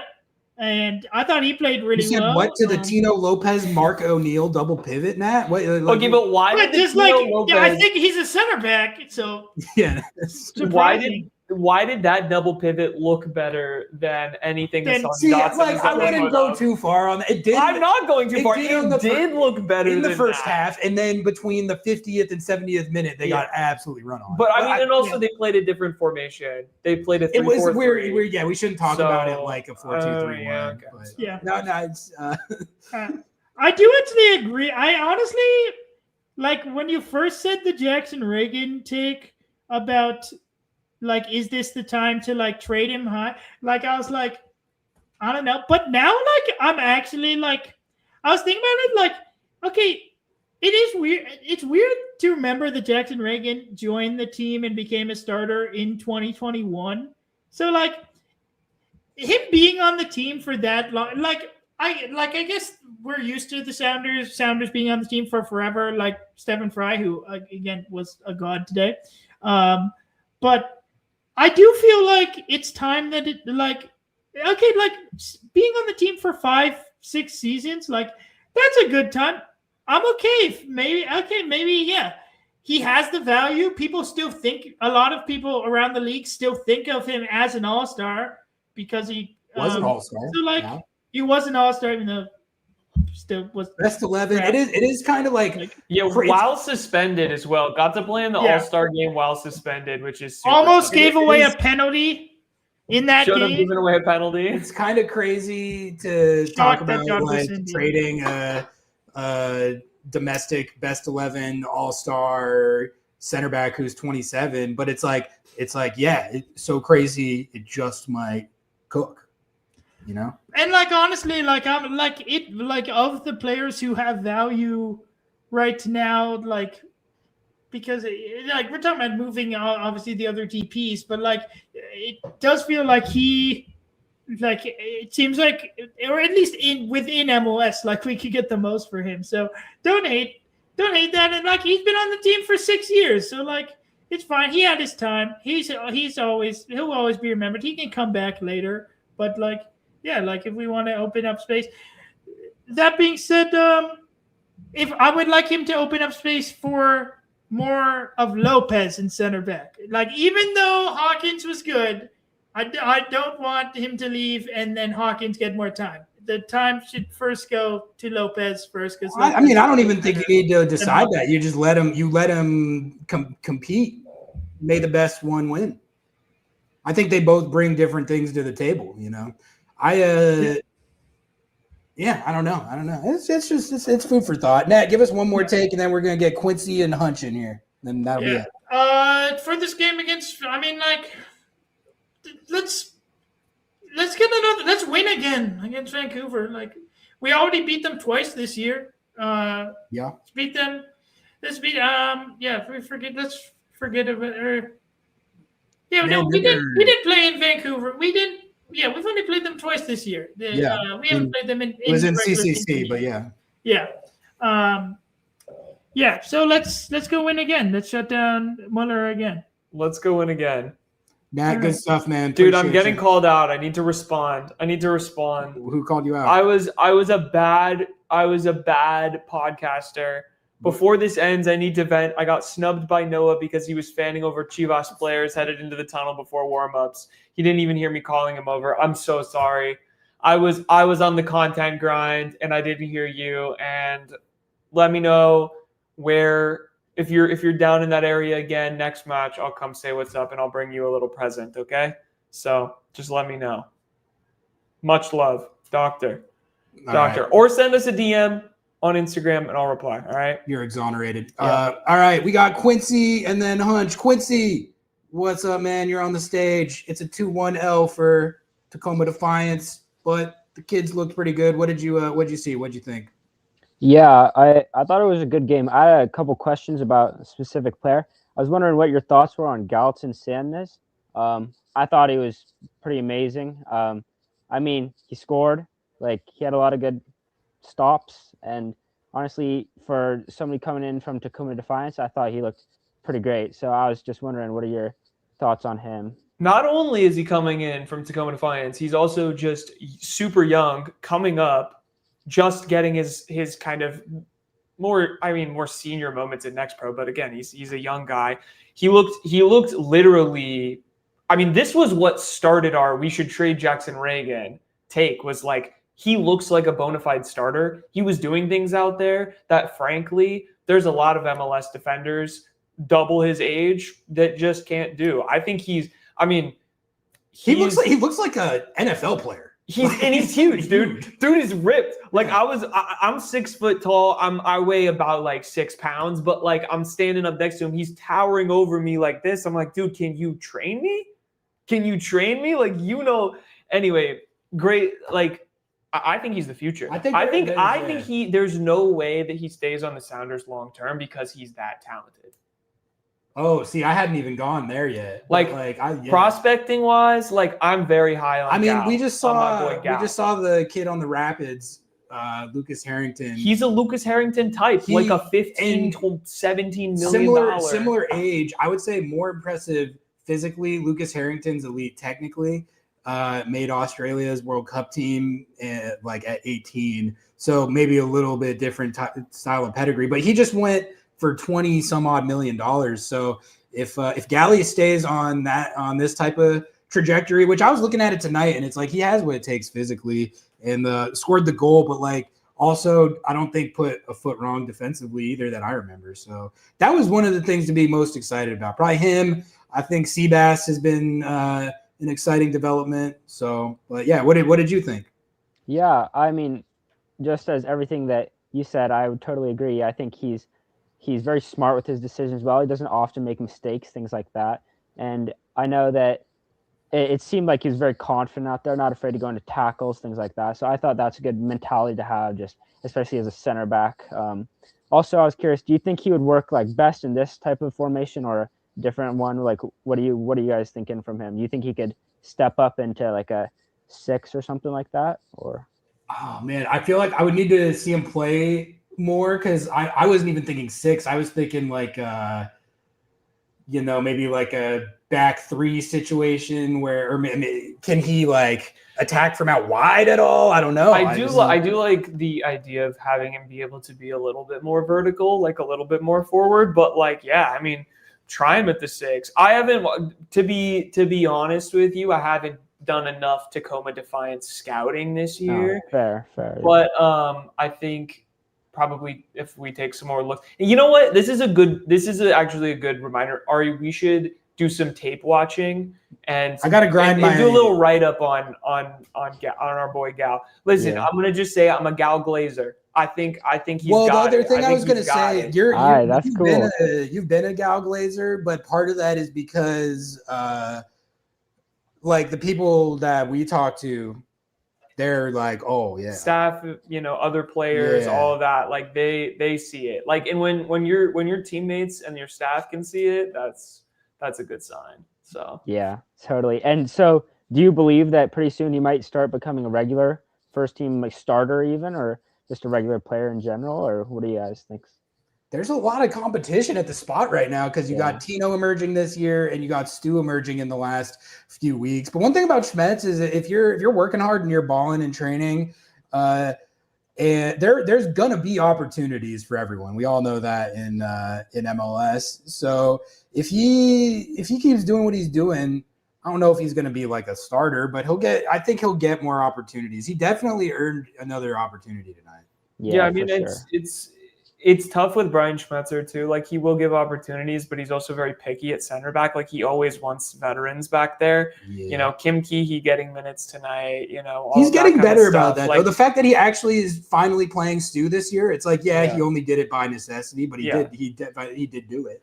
I think though that like to the point of us all kind of rating him so highly, and like the club also very clearly rating him highly, there comes a point where you can't like sit him. Like you're gonna get to a point where you either have to, if you're not gonna play him, you're loan him to somewhere he's just gonna play meaningful like first team minutes and in like a competitive league, something like that. So I think that they understand that it's like he's gonna be a key player going forward. So I mean, I hope. I'd love to see him play more. I'd love to see him and Stu Hawkins play together more. I liked the lineup they did tonight with the three in the back. Like I don't know. I didn't mind it at all. So I hope he gets more minutes.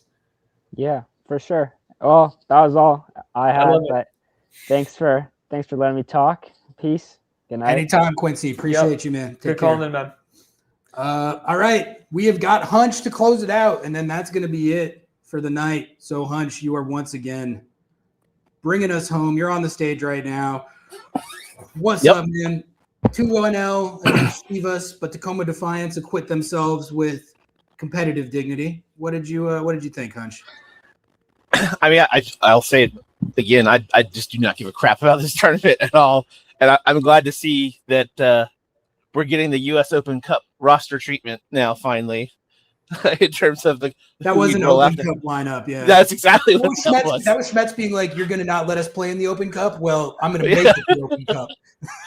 But with the people that have been trolled, bartered, sold, loaned, whatever, he has lost what he got from this game in those players, because he could use those players to do what the players tonight did to his starting roster, right? Which he referenced. Yeah, because that is the main tool in his tool belt. It has been for years. We will threaten your spot, and we'll do it by bringing up somebody who has more energy, cares more, tries harder, and listens. Why it's taken this long to get to this point, and not, I don't know, 8 games before now? I don't know. And him calling out, we don't need a TAN player, we need more of this. And it's like, well, who's in charge of more of this, guy? Like, is there a mirror in that press conference? Because there's one place that definitely starts. But I don't know, man. A lot of beer throwing.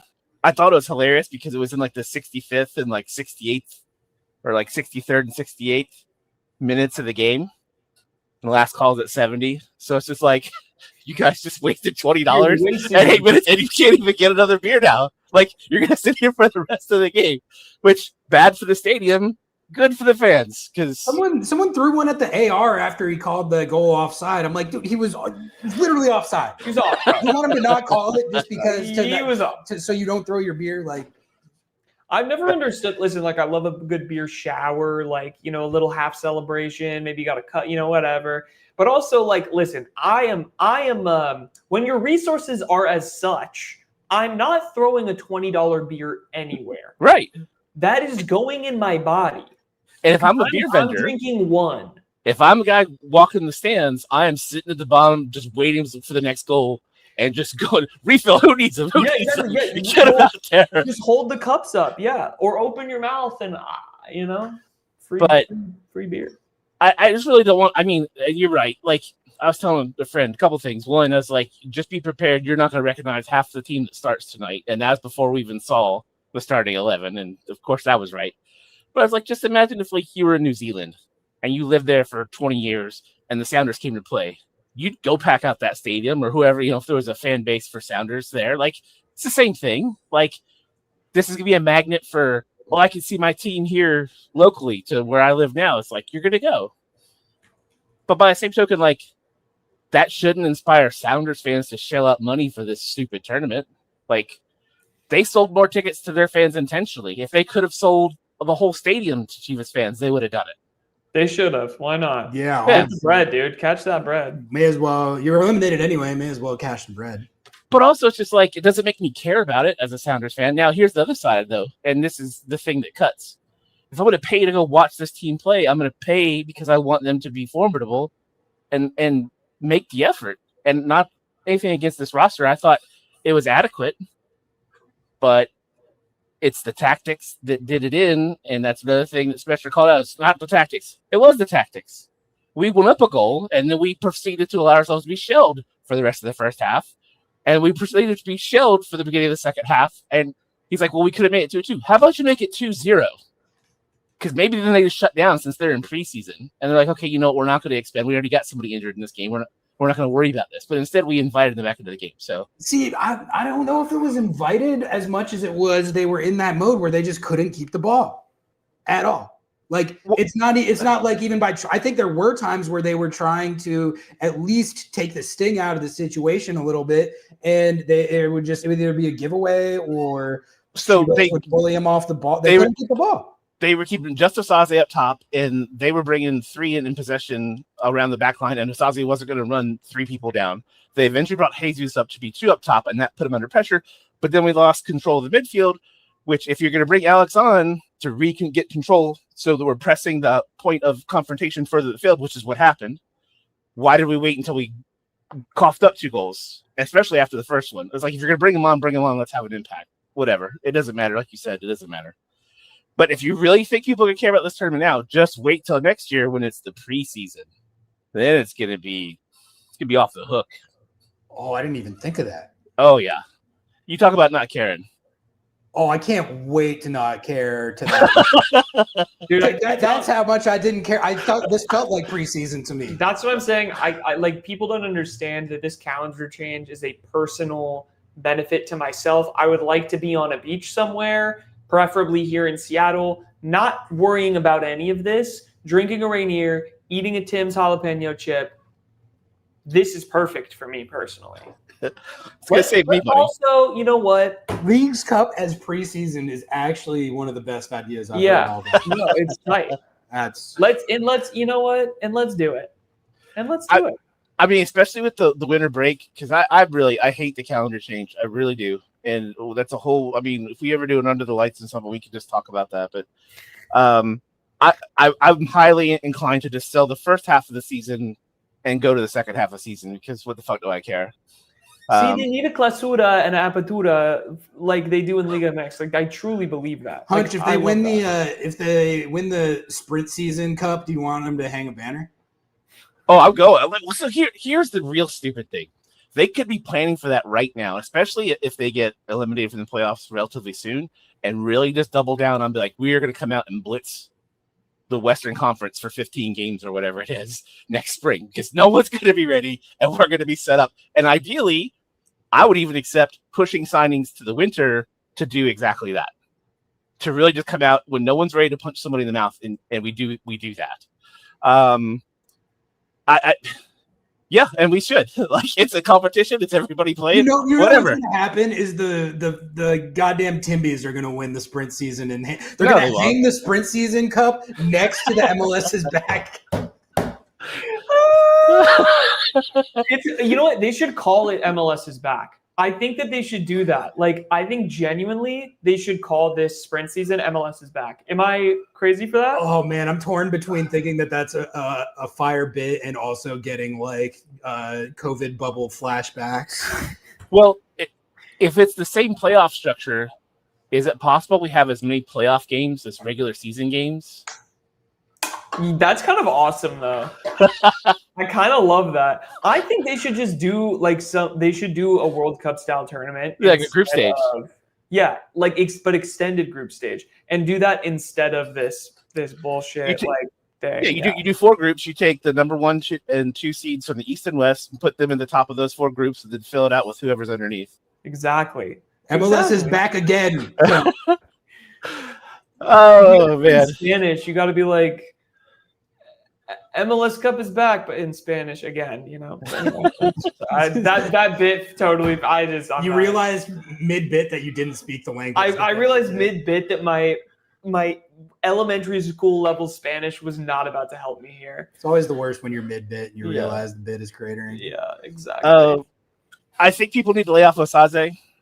Okay, explain. Because I'm seething about minutes. the Stu Hawks time. I am too, but he needs minutes. And when you're so limited and it's so sporadic, he needs to finish the tap in. You're not wrong, but he needs cycles consistently up there to get this rusty crap out of his system. And so he looked more like himself. I don't know, man, because listen, he looked more like himself tonight than he ever has. I'm finishing that ball. I don't even understand what happened. No, like I'm legit, like not even to be like this, but listen, I play pickup a lot. I'm not saying that I'm a good soccer player by any means. Dallas Academy. Listen, I have no pedigree. I got no pedigree, but what I'm telling you is that's a poke. That's a fall and toe poke that shit into the goal. It's there. It was spinning perfect. It was at the perfect pace. He decided because he whiffed on it to just lay on the ground, and like that's even more embarrassing. I'm not saying it's wrong. I'm not saying it's bad. But the way to get him out of this is to give him more minutes, building chemistry with Jesus behind him, which I've been harping on that for a minute, and let those two really get a Oba Dempsey type, chemistry going. And then you've got Paul on the wing who could be part of the triangle, and whoever's on the right. Like Osaze looked more like himself than he has since last year, and that is more a brute force, oh God, now I just blanked on his name. The guy from Toronto for the U.S. men's national team, big dude. Josie. Oh, yeah, he's more of a Josie player, and then not that he can't have a deft touch, but he then falls back on what looks more like his dad, and he's really not built like his dad to play. I just feel like he's not playing like, I don't know. He played more physical tonight than he has since literally 2025. Tonight was the first time he's had multiple chances in a game, and I don't even know how long. But that's the like. Here's my take on all of this, and like I'm also crashing out. So probably in a week and a half, my take will change. We're all upset about the Stu Hawks. We're upset about the Stu Hawks. My take quickly, and then I'll let you. I've been talking over you, so I'll let you. That's good. He like the times in which he looked the most impressive was when he had the ball at his feet, when he was coming from out wide and coming in. His preseason goals where he looked like an absolute beast, he was coming in from the outside dribbling. He had the ball at his feet. He wasn't doing this fucking Jordan Morris, Danny Musovski kind of like poacher finisher type of thing, right? Right. So yes. Why if you know that your team is set up to play like that, he's not ever going to be effective if that is what he's good at. So either it's a lack of his ability to adapt to that, which is fine. Again, I don't think he's a terrible striker. Clearly, he can score a lot of goals, and we've seen the talent. Dude, the Osaze quake is exactly what I'm talking about. He needs more touches, lower in the box. He needs to receive that ball and turn on it and have some touches in there. Post people up. Yeah, post people up. He needs to get in the paint and do the dirty work. He needs to shack that shit. And that's he's not shacking that shit. I saw that more tonight than I have again since 2025. And he was bodying people off. And he was even doing it to the point where he had the breakaway because he literally bodied the guy right out of the way and just hauled ass down the field. And when he did that, I was like, yes. Yeah, exactly. And then I was like, oh my God, he's going to put it right into the keeper. But that's okay. That's the rush of blood to the head. And that's what I'm saying. With repetition, calmness, serenity comes with that. And dudes out there like, I got to do this. I can't fuck this up. And then here we are. He needs reps. I've been making a similar argument about the entire front four, even Rusnak. I've been saying the same shit. It's like, yeah, has he been effective? No, but when he's receiving the ball down by the goddamn sideline all the way to the right, halfway towards his own goal, then yeah, he's probably not going to be effective. And then when you put him actually in a place where you know that he has been effective, it looks a little better. So it's a similar idea, I guess. It is, but for me, what I hope and want out of Rusnak is for him to get the ball somewhere in the middle of the field, possess it somewhere in the middle, like literally middle, like middle circle, up towards the attacking third and distribute it. I don't want him receiving the ball in the attacking third. I want him putting the ball into the attacking third to multiple options, and then maybe becoming one in himself with a 1-2. I want him distributing. That's what I want out of him, but that's neither here nor there. G Sandnes looks good. He looks good. We love him. We love him. Okay, you're a galley head. Gal Glazer. Yep. As far as the Reagan thing, man, we got to have stability at one line at least while we focus on improving the middle and front lines. We're ready to blow it up. All right. We're tanking for the super draft. Do you think another million or 200,000 is going to get a result? Pick in the super draft. Yeah, right. What I'm saying is we're going to lose Gaymar at some point. Having one fixed point so that we can slot in somebody else with some stability is not a bad thing. While we focus on the midfield, at least in the center and the front, in terms of, and I agree with you. I do think our nines could show promise again with a core stability in the middle with more of a six play. And I've talked about this with Christian Roldan before. When Christian took 2 years, because his brother also took 2 years before they became anything but like a lark in the middle of the field, like just ball chasers, didn't know what they were doing. And then I call it the Roldan 2-year turn. Like something just flips. And after that, it's like, oh shit, they figured it out. And Roldan like adopted, I would say, play style from Ozzy playing next to him. And he developed those chops. And then when Ozzy was kind of wavering and it was more Roldan in himself, then he was playing alongside Lodero and he developed those chops and he became this weird hybrid. So it's like he can flex into those things and he's covered a lot of wounds for us in that he's been able to play similar styles. He's regressed more in the last year and a half to his Ozzy role, which is good because that's what we needed. But it is a weak point for us because obviously he's the singular point for that. And so, yes, we do need that. I think I said it in the chat or whatever, like Brunel needs the same 2 years that Obed and Christian got. So he needs about another 1.5, in my opinion. And he needs stability, hopefully with Christian being next to him, to develop. And then once he's solid, ideally, you've got a good backup ready / replacement for Roldan. But yeah, as far as Sunday goes, man, I don't know. It's weird that we're playing Vancouver for the third time, but yet the first time in Seattle. Yeah. And they're arguably the best team in the league. I think that's a good take. But it's they were the first 2 times, weren't they? Exactly. So it's like, but also, that was just a different time. You had Paul Arriola going supernova in Vancouver. You know what? Unleash you're him. not gonna have that. Yeah, just unleash him, dude. Just unleash him. You're not gonna have that this time. Yeah. But I mean, it is a team they have beat twice this year. That's not for nothing. But this Vancouver team is legit. They're for real. They got Tommy Mule. They're good. They got 1,000 mules, dude. They're about to stuff the ballot box. The only person that can stop the mules, you know who it is? It's one center back.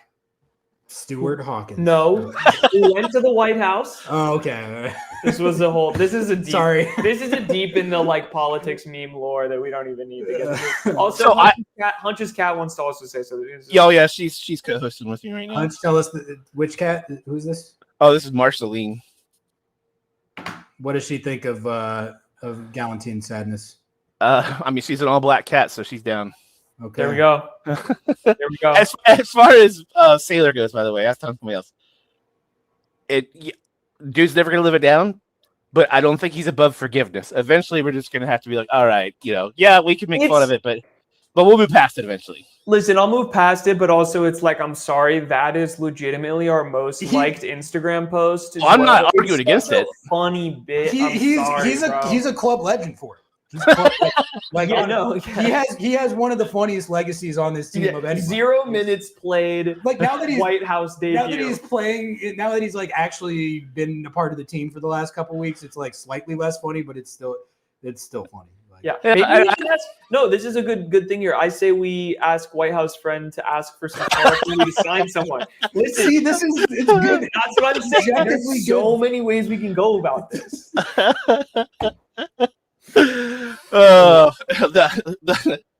Next thing you know, Sailor's going to be showing up to the stadium in a he's going to storm the catering truck. Yeah.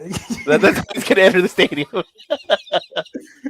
he was storming Lumen Field like. Anyway, you got any more? we were coming up on 2 hours this morning. Yeah. I mean, they're hinting at like 2 signings potentially, but I mean, I don't want to. Don't do it. I have no hope for that. Don't do it. And then, like I said, my victory condition for today, which I think we've got to the best of our knowledge, is no injuries. No injuries. As the staff said today to me twice. No injuries, and that's a win. Is it good when you get to the end of the game with no injuries and everyone's like, yeah, yeah. Like, yeah, I mean, like, you guys want to go throw a party? I still my beer. The game was over. There were still injuries. We've stopped the bleeding, literally. And I don't even feel comfortable saying that before we know like how everyone came. No, don't worry. We save injuries for the training. Yeah, exactly. We save injuries for the high volume running and training that we do after. I'm on edge right now. There was one point where Paul Rothrock got his toe stepped on and he was hopping around, and I was like, "That's a hammy." he literally threw his hands up. He's like, "That's a hammy." But dude. It made me think like everyone's blaming the medical staff. Everyone's talking about this and that, but that like, why is it there are some guys that like knock on wood. I don't want to put anything like negative out there, but like. I've never seen Paul Rothrock or Osaze or some of these guys do their hammies like some of these guys. Whoa! What are you doing? What are you doing, Ari? Jesus Christ! I'm just like, am I wrong? Like, I'm just careful. That's all I'm saying. I know, I get it. I'm not seeing the Homer Simpson curls, brother. The Homer Simpson yet meme. Yeah. Like you're inviting that.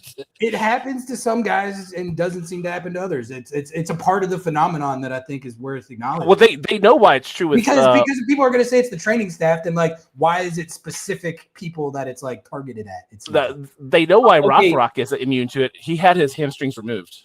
Exactly. That's what we also haven't ruled out, because we've gotten this question a few times and someone has alluded to it. There is allegedly a power substation close by to Longacre training facility, which we do still need to investigate. And like, I just don't know. Oh my God. I need to book a hamstring specialist doctor for the show. I need to book a substation expert. The substation expert definitely could just go on Joe Rogan and search like, electricity expert, and we'll get whoever comes up first. I'm dead serious. Horse graveyard. Yes, horse graveyard. I'm not joking. I'm not joking. I hadn't even talked to you about this yet, but like I was looking up hamstring doctors to like. He actually did. No, you did tell me. Oh, about did this. I? Yeah. I don't know if I told you I actually took the step of like I've researched like people to ask hamstring like doctors that specialize in hamstring and muscle injuries. I'm looking for one right now that I'm gonna like do an interview with, and we're gonna learn together about what is going on with this team. We do have a recommendation for someone to talk about the substations, and it is actually Ryan Saylor's very close personal friend, RFK Jr. Some people were also saying it was the curse of the grass, and now the curse was back. We lifted the curse. Oh, dude, Saylor is going to be so lit on the substation conspiracies. He's going to be like, "This is why I haven't played all year." Dude, I told you guys. Oh, all right. Hunch. Words off the rails. All right, last thing. Shout out to the murderers row of callers tonight. Caleb and James and Tribe who started, and I'm forgetting people already. Jesus, who's now been a regular, like just top notch, folks. Top notch. We love you guys. Thank you for always calling in. It makes us cope and rationalize instead of seething alone. Honestly, like this definitely been the worst run of form for the team since Lobbing Scorchers has been a thing, and I feel like we've maintained our vibes. Like, when the L's stack up, we still got each other. So. And that's my cope and rationalization for the night. There we go. All right, Hunch. We appreciate you. See you again soon. And he didn't give a shout out to Nat. He didn't shout out Nat. He didn't shout out Quincy. Fake grinder. Nat, I guess you're a fake grinder. So should we watch this Gal interview and then get out of here? Oh, sure. It'll take like 7 minutes. I'm in no rush. Okay. Well, I have the Fry one, but the Fry one's like 10 Play the Gal one and then we'll. Yeah. Okay. This is just from the locker room after the game? This is, it's mixed zone. Oh, Leagues Cup mix zone. Yeah, dude. So I got mixed zone audio. Actually, the Sounders might have uploaded it by now, but I'm just going to use my video because whatever. How do you do this? Okay. Guys, this is unlisted. Don't go and watch it. Sweet. Fire running, guys. What did it mean? I mean, I grew up here in Seattle. Right? This audio might be awful. I didn't even think about this. Might be Let's cooked. see. I grew up just north of UW, northeast Seattle. You grew up watching Steph Fry your entire life. Yeah, Steph Fry beside him, scored the goal in the Sounders shirt. What would that mean to you? Yeah, honestly, it was crazy feeling. Like when I scored the goal, I think my hips were blank. You know, that's something I not scoring, but just dreamed about playing for the Sounders when I was young. And so to be able to start in front of the fans, I mean, it was absolutely unreal. And so I'm very grateful, for this opportunity, and hopefully there's more. Can you walk me through that goal a little bit? Yeah. I saw you had a great reaction with your foot on that, but it felt like it just landed right for it too. Yeah, no, Tino's header back across. It was perfect. I just got really lucky, to be honest. And some guys in the locker room telling me my reaction's been pretty funny. So I haven't seen it at all, but obviously, like I said, my head went blank. I was just really excited to score, and so it's such a great feeling. Before the goal, the opportunity you get to step into an international match wearing that jersey, can you take us through that? Yeah, for sure. No, when they put the lineup out the day before the game, obviously it was a lot of emotions. It's a younger squad out there with all of us, and like Eddie, some guys I've grown up with in the academy. We've dreamed about this moment, and so to share it with a bunch of other younger guys, and then to finally have the moment is unreal. Obviously there's some nerves and some other stuff, but a lot of excitement and just really grateful for everyone that's helped all of us get to this stage in our career. So hopefully there's more. I'm sorry, I was just trying to rush this one. Yeah. How much does this help you or propel you in terms of saying yes I can and moving towards tomorrow, whether that's practice or your next game? How much is this of a jumping off point for you? Yeah, I think it definitely gives confidence where, I've now played in an environment against a very good Chivas team. And so you get that experience and say, they're really good, but at the end of the day, it's soccer we're playing. And so it kind of takes me back to, I'm a soccer player. When we're on the field, we're just playing soccer. You know what I mean? It doesn't really matter who you're up against at the stage. Like, you just gotta trust yourself, honestly. And so, it gives me confidence going into the week later. But, I think it's just another stepping stone to hopefully keep growing. To kind of Brian Schmetzer shared that you guys played for the badge tonight, and that was the difference between what he's seen in these past teams. Playing with your, people who you've grown up with and being a Sounder, I know that you said how much it means, but did that propel you tonight, stepping on the field like I can be that guy? I think so, yeah. I mean, when you put on the jersey, it's a pretty crazy feeling. And so, having an environment growing up a Sounders fan, and then, after all these years, being able to step on the field, it's crazy. I think that helped propel us. Obviously, the result was not what we wanted. At the end of the day, that's the most important thing. So we are disappointed, but I do think there was some fight and some character there that we can be proud of and take away. So it seemed too a little bit like you guys were playing like backyard soccer a bit. Like a lot of people know each other growing up. Did that kind of take a little bit of the pressure off playing with some guys you've known for a long time? Yeah, I think so. I think it was a young squad. So, we really said, there's not a lot of pressure. Like, we go out there, everyone, work as hard as you can, and then also just enjoy it. Like, some guys making debuts, first starts for a lot of us. And so really just trying to soak in the moment as best we can, and also just work as hard. You know what I mean? Work with the guys we've been playing with for a long time, and so I think that helped. Yeah. Were there any vets that had any advice for you before your first start? Yeah, I think everyone was just saying enjoy it. Like I said, it's just soccer at the end of the day. As satire as that may seem, but Steph Fry behind you making big saves and stuff. I think he's a very calming presence. Any tactics, he's giving us advice, and I think he's a great leader. And then, as well as all the other guys on the bench, just really help keep us grounded and say at the end of the day, just enjoy the experience. And so they all helped a lot, really. I think the first 35 minutes were really good for the team. You guys were playing really good, and then after that, Chivas started balancing the game. What happened in your opinion? Yeah, I think it's tough to say. Obviously, that goal I think helped give us some momentum, and before I think we had a bit more energy and were able to get into them. And then I think they grew into the game and were able to continue to get on top of us, especially in that second half. And so I think it comes from all of us, maybe tired legs. They've had a lot of the ball. I don't know a specific reason why, but I just think, we need to be better at controlling our possessions. I think we gave the ball away a lot, myself included for sure. And so just all getting more experience. But like I said, it was a young squad out there, inexperienced. Hopefully in years to come and games to come, we'll have more of that experience to hopefully like propel us through those tough moments. But I think it was a big learning moment, and that's an experienced Chivas team out there. So like that's ultimately part of the reason, like you said, that they were on top of us for most of it. Boom.